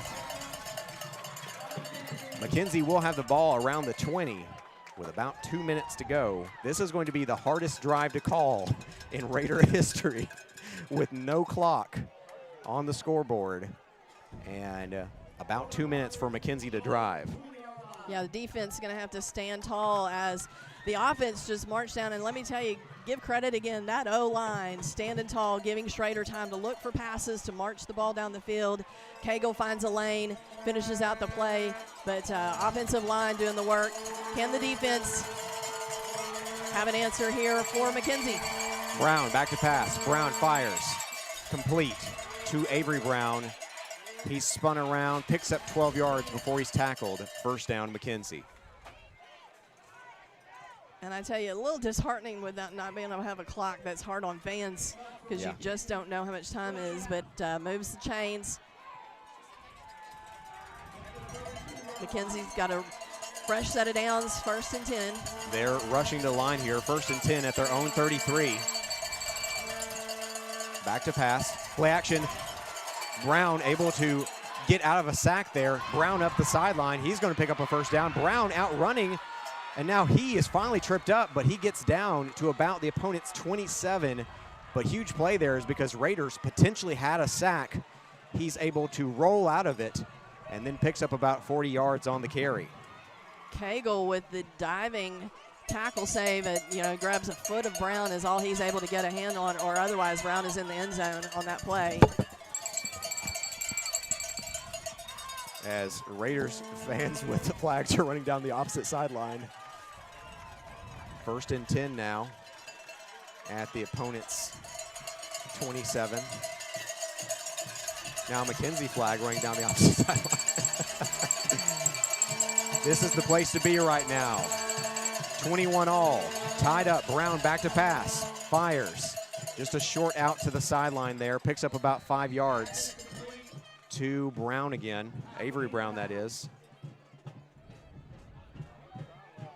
Yeah, Brown didn't throw it to himself. Right. I want to clear that up. Cole Brown to Avery Brown. 2nd and 4 now, but Raiders after that huge run for Cole Brown. Raiders defense in a tough spot here with under 2 minutes to go. Tied up 21-all. Brown, shotgun formation. 3 receivers near side. Has Arline next to him there. Arline's going to head out in the flat. It's going to be a screen pass to Avery Brown. Avery Brown has just enough for a first down. Yeah, and I tell you, they're sending in the pressure. Got pursuit. Getting close to a hand on Cole Brown in that quarterback position, but just not able to bring him down. So that one's going to be down to the 16. He needed 4 yards. He got 5. 1st and 10 at the opponent's 16. Timeout, McKenzie. What a moment between two of the top 5 teams in the quarterfinals here. Raiders versus Rebels. Raiders struck a moment ago. 43 seconds. Raiders struck a moment ago with a 14-yard rushing touchdown brought to you by First Realty Group for Colin Cagle. But now with 43 seconds, pretty good kicking game for McKenzie. And so you wonder here if they can potentially play it safe for a field goal. But obviously, high school kickers, you probably don't want to leave it down to the leg of a kicker. Yeah, because, I mean, once again, as we've said all year, it's not just the kicker, the offensive line, the snap, the holder. A lot of things have to go well. But as is, McKenzie 16 yards away from pay dirt. Can the Raider defense turn them back here? 21 all between Richland and McKenzie. It's been a slugfest, Mark. 43 seconds to go. Shotgun formation for Brown. 2 receivers and a tight end to the near side. Back to pass. Brown, it's tipped up in the air. Raiders can't come down with it. It was batted at the line of scrimmage, and a defensive lineman nearly picked it off, but that'll bring up 2nd and 10. Shooter Foster gets his hand up and gets the block on the pass, and it goes up and high, and like you said, Raiders had a shot at grabbing that. Well, they said 3rd down. I thought it was 2nd down. No, he said we know it's not 3rd down, but go ahead and make noise. Okay, gotcha. Yeah, It's so loud here, I can barely Yeah. tell what he's saying. Raiders doing a good job of making things difficult for the Rebels. 2nd and 10. Brown, empty back set here in the shotgun. He's going to keep it himself on the quarterback draw. Doesn't get much here. Maybe 1 yard. It'll be 3rd and 9. And suddenly McKenzie might be thinking about that field goal. So 3rd. Got to be under 30 seconds. I start to say, I know. I wish they could update us on the time. But you know, honestly, it's one of those. It's going to come down to, are they going to try to? Well, since there's a timeout, Right, McKenzie, yeah. I think the ref is going to come over and tell us. Yep. 3rd and we'll call it 9.5, maybe 10 here for McKenzie at around the 16-yard line. Raiders nearly picked off a pass a play ago. Here comes the ref. Let's see what he's got to say. 6. Just 6. 6 seconds. 6 seconds. 6 seconds left in the game. McKenzie's got to try a field goal here. This would be a 34-yard field goal. Yeah. 34-yard field goal. Kelly Bratton asking, they got to kick it, right? And I think he's right. 34-yard field goal was what it would be here. 6 seconds remaining. Tied 21-21 between Richland and McKenzie. So let's see what they're bringing out. I don't see them lining up for a kick. Do you, Mark?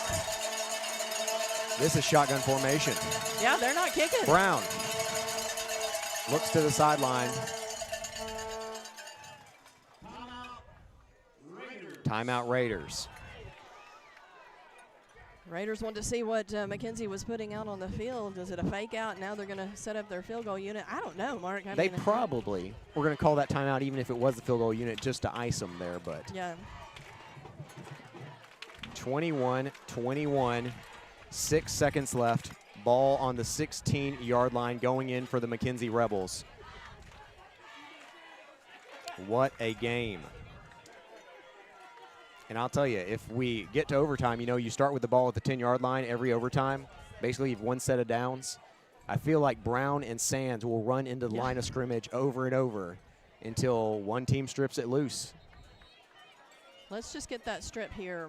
Yeah. Right back. Scoop and score. Why not? 3rd and 10 from the 16. Only 6 seconds remaining. Probably the last play of the game. They're kind of bunching up their receivers at the line here, but it's a 4-receiver set. Brown kneels it. Oh, he wanted to move it to the middle of the field and call a timeout. They are going to kick a field goal.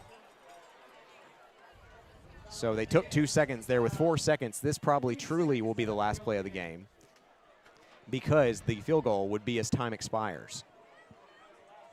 So they want to make sure they didn't leave anything on the clock, repositioning for their kicker. Lost a couple yards, though. Lost 5 yards. Yeah, so that makes it a 39 2 now. seconds. 2 seconds remaining. So that took 4 seconds. That's interesting. I don't think it did, but it also Yeah. doesn't matter. I mean, really. Yeah. Anything under 6 seconds there is probably going to be the last play, as the time it takes to snap, kick, and for the ball to sail. So McKenzie trying to move on to the state semifinals. Raiders trying to stop them from doing just that. They've had a pretty good kicker here tonight. He's number 17, Aiden Mason. So this is from the 29, so 39-yard attempt. 39-yard field goal upcoming. Kick is up. Kick is good. Wow, what McKenzie a wins it heartbreaker. on a 39-yard field goal from Aiden Mason. So hats off to McKenzie. They will move on. But I'll tell you, I think a lot of folks across the state of Tennessee were expecting another 50-point loss for the Raiders. But nobody in Giles County thought that was on the table here tonight. They knew it was a special team. They knew they had a special game plan. And they brought the #1 team in the state of Tennessee to the wire, falling 24-21. What a heartbreaker to lose. Mark, what a wonderful season run up against McKenzie, who, like a lot of folks, were not giving the Raiders a shot here, but went toe-to-toe, came down to the final 2 seconds. As Also, they are able to put it through the uprights. Accidentally added 3 twice. Let me fix that. So your Raiders do fall to the McKenzie Rebels 24-21 on a heartbreaker 2-second field goal from a 39 made attempt. There we go. Goodness, Mark. Yeah, I mean, a tough one to stomach if you're the Raiders, because you came so far, you did so well. To fall down by 3, really it all comes down to that play in which Cole Brown was nearly sacked, and he raced down the sideline for about a 40-yard gain. Yeah, they had him in their sights, and then were just not able to corral him in, and he's the one that puts him in position to have a shot at that field goal, which they do connect on. 39 is not a given in single-A football, and so they're able to do it. But, man, what a season from the Raiders. Absolutely gained some respect, because I think a lot of folks had counted them out of this game completely. And the Raiders said they had a little more to say about that. Absolutely. I mean, what a game it was tonight. What a performance by Jake Sands, Colin Cagle, the rushing attack, the offensive line, and probably most of all, the defense to keep a 45-point-per-game scoring average McKenzie Rebels team to only 24 here tonight, Jennifer. Yeah, I mean, sorry, Mark, it's just watching these guys. There's a great senior class that really made their mark on this Raider nation, and just a lot of heartbreak here tonight. But I tell you, McKenzie definitely knows who the Richland Raiders are. Absolutely. So we're going to take a quick timeout and hopefully get Coach and maybe some players up one final time to talk some Richland High School football as the Raiders fall in the state quarterfinals 24-21. Back in 2 minutes here on KSR Sports. This is Mike Keefe for Winterburn and Associates Insurance. Winterburn Insurance is a full-service insurance agency, meaning they can help you with virtually every kind of personal insurance. Keep them in mind for auto, home, life, and health. Winterburn and Associates Insurance has been serving Giles County and the surrounding area for nearly 70 years, so they truly are a trusted choice. Get a quote online at winterburninsurance.com or call 363-8638. Winterburn and Associates Insurance, proud members of the Insurers of Tennessee.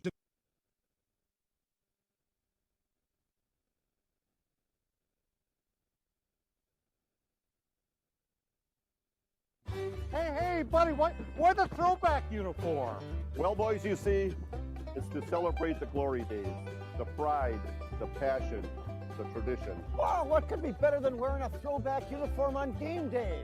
How about throwing back a green and gold citrusy sun-drop soda in a throwback bottle while wearing my throwback uniform on game day? The pride, the passion, the tradition. Throwback a green and gold Sundrop today. Employee Resources Credit Union is an easy solution to banking, offering a personal, simple, yet modern way to bank. When you bank with ERCU, you are a shareholder, meaning you own a piece of the pie. And we make it easy with the convenience of digital banking. With service you won't. We're there. Gerald's Auto Body and Gerald's Auto Repair is a trusted friend when you need auto repairs or auto body work. We specialize in making you feel at ease in a time that can be uncertain at best. We take the worry away and give you our very best. Gerald's Auto Body and Gerald's Auto Repair, a trusted friend when you need us. Call 363-0539 or drop by 716 North 1st Street, Pulaski. And we're back here as the Richland Raiders fall in the state quarterfinals, 24-21 to the McKenzie Rebels. Raiders came in, welcomed the #1 team in the state, and gave them everything they could handle, but a 39-yard field goal from Aiden Mason ends the game as time expires. 24-21, the Rebels win it. Jennifer, we're waiting to see if we might can get Coach to do one final interview with us up here on air, but what are your final thoughts from this game? Well, you know, they say all good things must come to an end, and what a season it has been. You know, and if you're listening in or know any of these guys, just give them the congratulations that they deserve, because they have really re-energized Raider football, and they've been so fun to call their games this season, but also to just break down football when we get back together on Mondays, you know. And this one's going to sting for a while, Mark. I mean, honestly, to come down to a last-second field goal, I think Raiders, I know they didn't come out with a win, but I think they gained a lot of respect probably across the state, because they went toe-to-toe when Lots didn't give them a chance in this game, went toe-to-toe with them, traded punches all night, and come up just a bit short, 24-21. And so just an incredible season for these guys. But let me just talk a minute. These guys, they talk all season about brotherhood. You've heard them mention that word. They have played for each other all season, and that's why they've been successful, and that's why this one's going to hurt for a bit. Yeah, I mean, I could imagine just to come so close, to have that just literally historic drive there to tie it up 21-21 all with about 2:18 remaining in the fourth quarter, and then really just one play, that 40-some-odd yard gain from Brown on the scramble basically gets McKenzie just close enough to boot it home with the field goal from Aiden Mason to win this game. But, I mean, the Raiders came out. They showed multiple looks we haven't seen in a while, some looks we haven't seen at all. Finally, they win it shotgun with a passing attack on the final drive, and that worked too. And so, really, I think to use a younger folks slang, the Raider coaching staff were really in their bag tonight, you know, in terms of really were prepared for this. They'd watched the film. They saw what Huntington did to beat them 41-21, McKenzie that is, in the season opener. By the way, Huntington obviously is one of the two teams that's picked to win 2A state championship. So yeah, they were Huntington's also insanely good. They were taking care of East Robertson earlier, it looked like. So. And by the way, East Robertson has a UT commit, a ball commit on a 2A team. So, I mean, that obviously suggests what kind of team Huntington is. Milan out there, really good too in AA. There will be a couple teams that will come down to. But anyway, you know, the coaching staff for Richland really, you know, had a great plan. The players bought in. And then that's what led to a game in which, I'll be honest, coming in, I was nervous. I was like, what if last year happens again? What if it ends up being a blowout? I didn't think it was, but, you know, you always in the back of your mind have, I remember what happened last year. But the Raiders, they probably had that in the back of their mind, and that only fueled them more to come out and say, not again. We're going to go out. We're going to show them what we're really about. And this year they absolutely did, losing by only 3 points. Well, I tell you, they probably gained some fans, too, because moving forward, it looks like Fayetteville's going to move on. They are up 43-20. Now, that has just gone final. So, Fayetteville, congratulations to them. And I guarantee you they're going to be asking for some game film against McKenzie because, they're going to get that matchup next. And so, I know that, like I said, because, you know, everybody wants to kind of come gunning after the #1 team, and Richland did that tonight, just had the draw early, as none of the other games were close here in the quarterfinal matchups. As Coalfield, we already mentioned, took out Sale Creek 40-7. South Pitt rolls over Clay County 45-0, and Fayetteville finishes 43-20 over Middle College. So this was really the game in single A, toe-to-toe matchup, and Raiders just about pulled it off. But, man, it's a heartbreaker. It's hard to watch. I'm watching body language from a great senior class. Have nothing to hang their heads on. I know they want it back and want just that one more opportunity.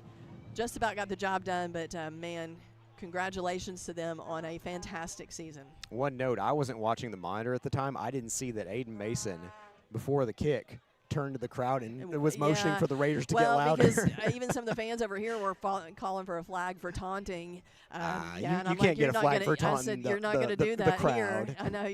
I'm like, he wasn't taunting another player. So, it was bothersome. Just people don't want to see that. But I guess that's moxie by the young man, and he's a college-level kicker. They had a college-level special teams tonight. Punter, kicker. I think Bates had a really good night, especially on kickoffs. But at the end of the day, for the first time this year, there was another special teams unit that was about as good as Bates, which is something you don't see often because Bates is probably a college kicker. And so just give a ton of credit to the special teams of McKenzie. Cole Brown really more than most of the rest of the team because, his rushing tonight was really the difference. And, man, I don't know what else to say. Richland really gave it their best shot. They had a great plan. They had players who bought in. They really executed tonight. But, McKenzie, they're McKenzie for a reason. And so I'll say it. I think that Richland, man, there's no such thing as moral victory. So I think for this team, though, in the sense of, I know that, you and the community are probably pretty proud. But I'll tell you, for those kids, I bet they're gutted. Even after having such an impressive performance, it's still tough. Yeah, this is when the teacher heart of me, and because you live in community with these guys day in, day out. You've gone through so many things with them. It's tough to watch some of this right now because there's a lot of emotion going on the field. So I'm just going to turn and talk with you because it's hard for me to watch these guys that have poured so much into it. Yeah. They're going to look back. They're going to have great memories. They're going to, but right now it doesn't feel like that because you really wanted that win and to be so close. I mean, that was the thing. They're going to replay so many things in their head tonight, but they're going to have to let that go and just be proud of the body of work that they put in front of Raider Nation because I know Raider Nation is proud of them. Yeah, so one kick wins it. 39-yard field goal from Aiden Mason here tonight. Looking back at a scoring summary, Raiders got the ball first and drove 65 yards for a touchdown on an 8-yard carry by Jake Sands. 2 drives later, McKenzie scored their first touchdown of the night on a 1-yard quarterback keeper for Cole Brown. After the Raiders had a turnover on downs, Brown did it again on a 35-yard pass to Avery Brown on a jump ball that was nearly intercepted by the Raiders. Made it 14-7 in the second quarter for McKenzie. But Richland got the last laugh of the second quarter as Jake Sands scored his second rushing touchdown of the night from 2 yards out to tie it up 14-14 at the half.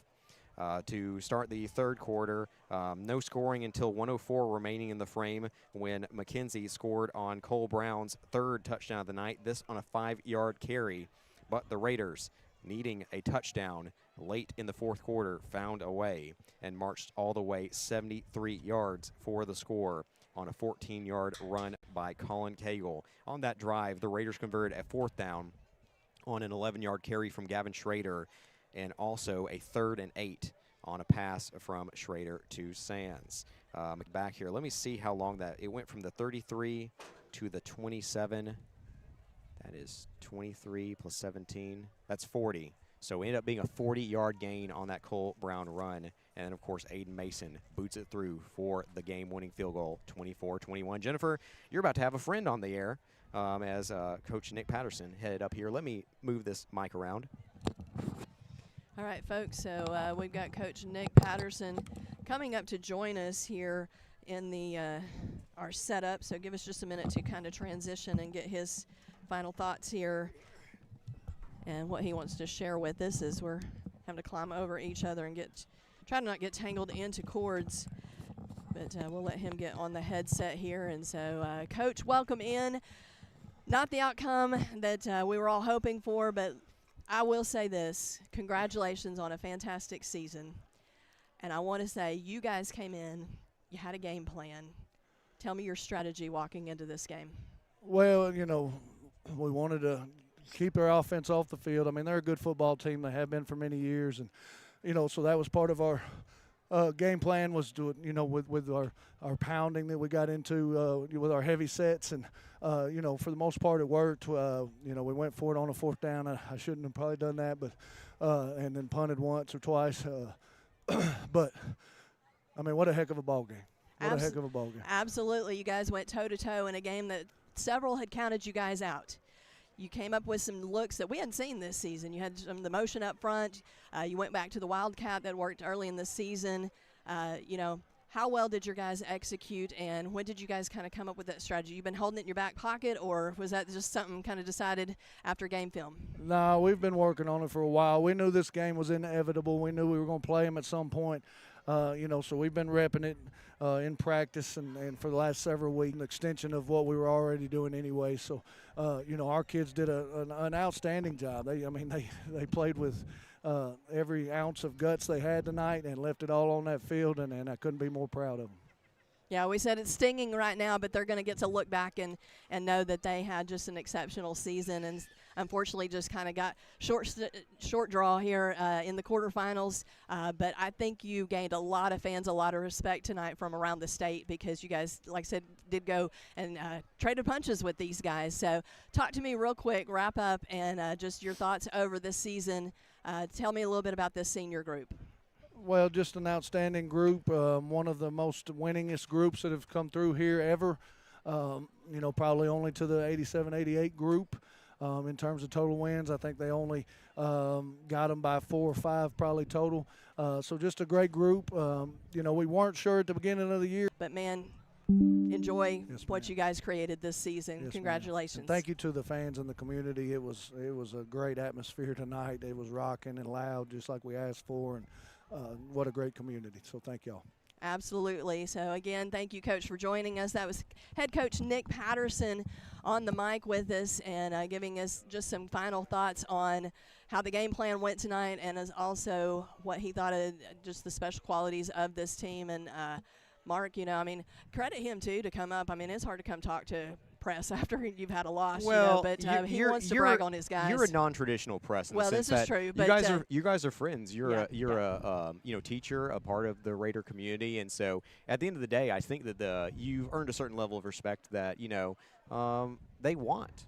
He wants a chance to talk about the fans. He wants a chance to talk about the players. He wants a chance to talk about the environment, the game, everything. For those who weren't here tonight, it's probably the most special, sight game, I will say, that I think I've ever been a part of. I will say there were some pretty great games. Last year's state tournament for the girls basketball team for Richland, but in terms of being at home, I think this is the best I've ever been at, Giles or Richland. This is the best environment I've ever seen for a home game, and the Raider community made that possible, and the players and coaches lived up to what the night deserved. Fully energized this place was tonight. That's what the Coach Patterson asked for, and Raider faithful delivered. And I tell you, the Richland Raider football team definitely put on a show, Mark. So nothing really to hang their heads about because had a tall task ahead of them. Weren't quite able to pull it off. But my goodness, what a season of memories. And I tell you, McKenzie's going to kind of take note of Richland moving forward. I don't think they think they can just run over them anymore. And so, Raiders fall 24-21 on a last-second field goal from the McKenzie Rebels. But, Mark, it's a tough one right now, but lots of good things to look back on from the season. Well, one good thing is we have a chance to get a good taste in our mouth again as we have Raider basketball coming to you next week. Right around the corner. I hear from JP Plant that it's going to be Richland versus Lawrence County Tuesday. Will probably be our first broadcast, and I'll be honest, Jennifer, I think we might bring Dylan Manus, Lawrence County superfan, along as well to help us with that one. And so, maybe we do a 3-man team on that one Tuesday, but we're already ready for basketball. Well, actually, I'll be out of town, Mark, for Thanksgiving, and so I'm going to get to head back to the great state of Oklahoma. The old song, There Ain't No Love, or the new song, There Ain't No Love in Oklahoma. She's coming home, folks, so it'll be there. But, but it seems crazy that basketball literally, they open season actually tomorrow night because they moved it. They were supposed to open tonight, but moved it for this playoff game, and so they're going to get their season up and rolling tomorrow night. Absolutely. And so Richland falls 24-21 to McKenzie in a nail-biter as Aiden Mason's 39-yard field goal wins it for the Rebels. They're head on to the semifinals, but Richland, the number 5 team in the state, has a lot to be proud of. And so I want to mention that Giles County also fell tonight 34-20, so football coverage is officially over, which means we want to give a shout out to all those fantastic football sponsors who made this season possible. It would not have been possible without you. A special shout out to all of our producers, whether that be JP, Kenny, Morgan, or Elijah, or Mr. Ed, all the fine folks there who give us the opportunity to broadcast for you on KSR. So Giles County falls 34-20, Raiders fall 24-21. Our football season has come to a close, but basketball and our KSR sports schedule for the hardwood is coming right up. So tune into our social media there as well, and you can see our coverage for the newspaper as well in our print and online editions there. Landon Hawkins photography here tonight. So Jennifer, thanks as always. Appreciate you. You too, Mark. Happy Thanksgiving to all our listeners as well. We hope you get to enjoy a good Turkey Day next week. And Mark, grateful to get to cover these great student athletes. Basketball right around the corner, so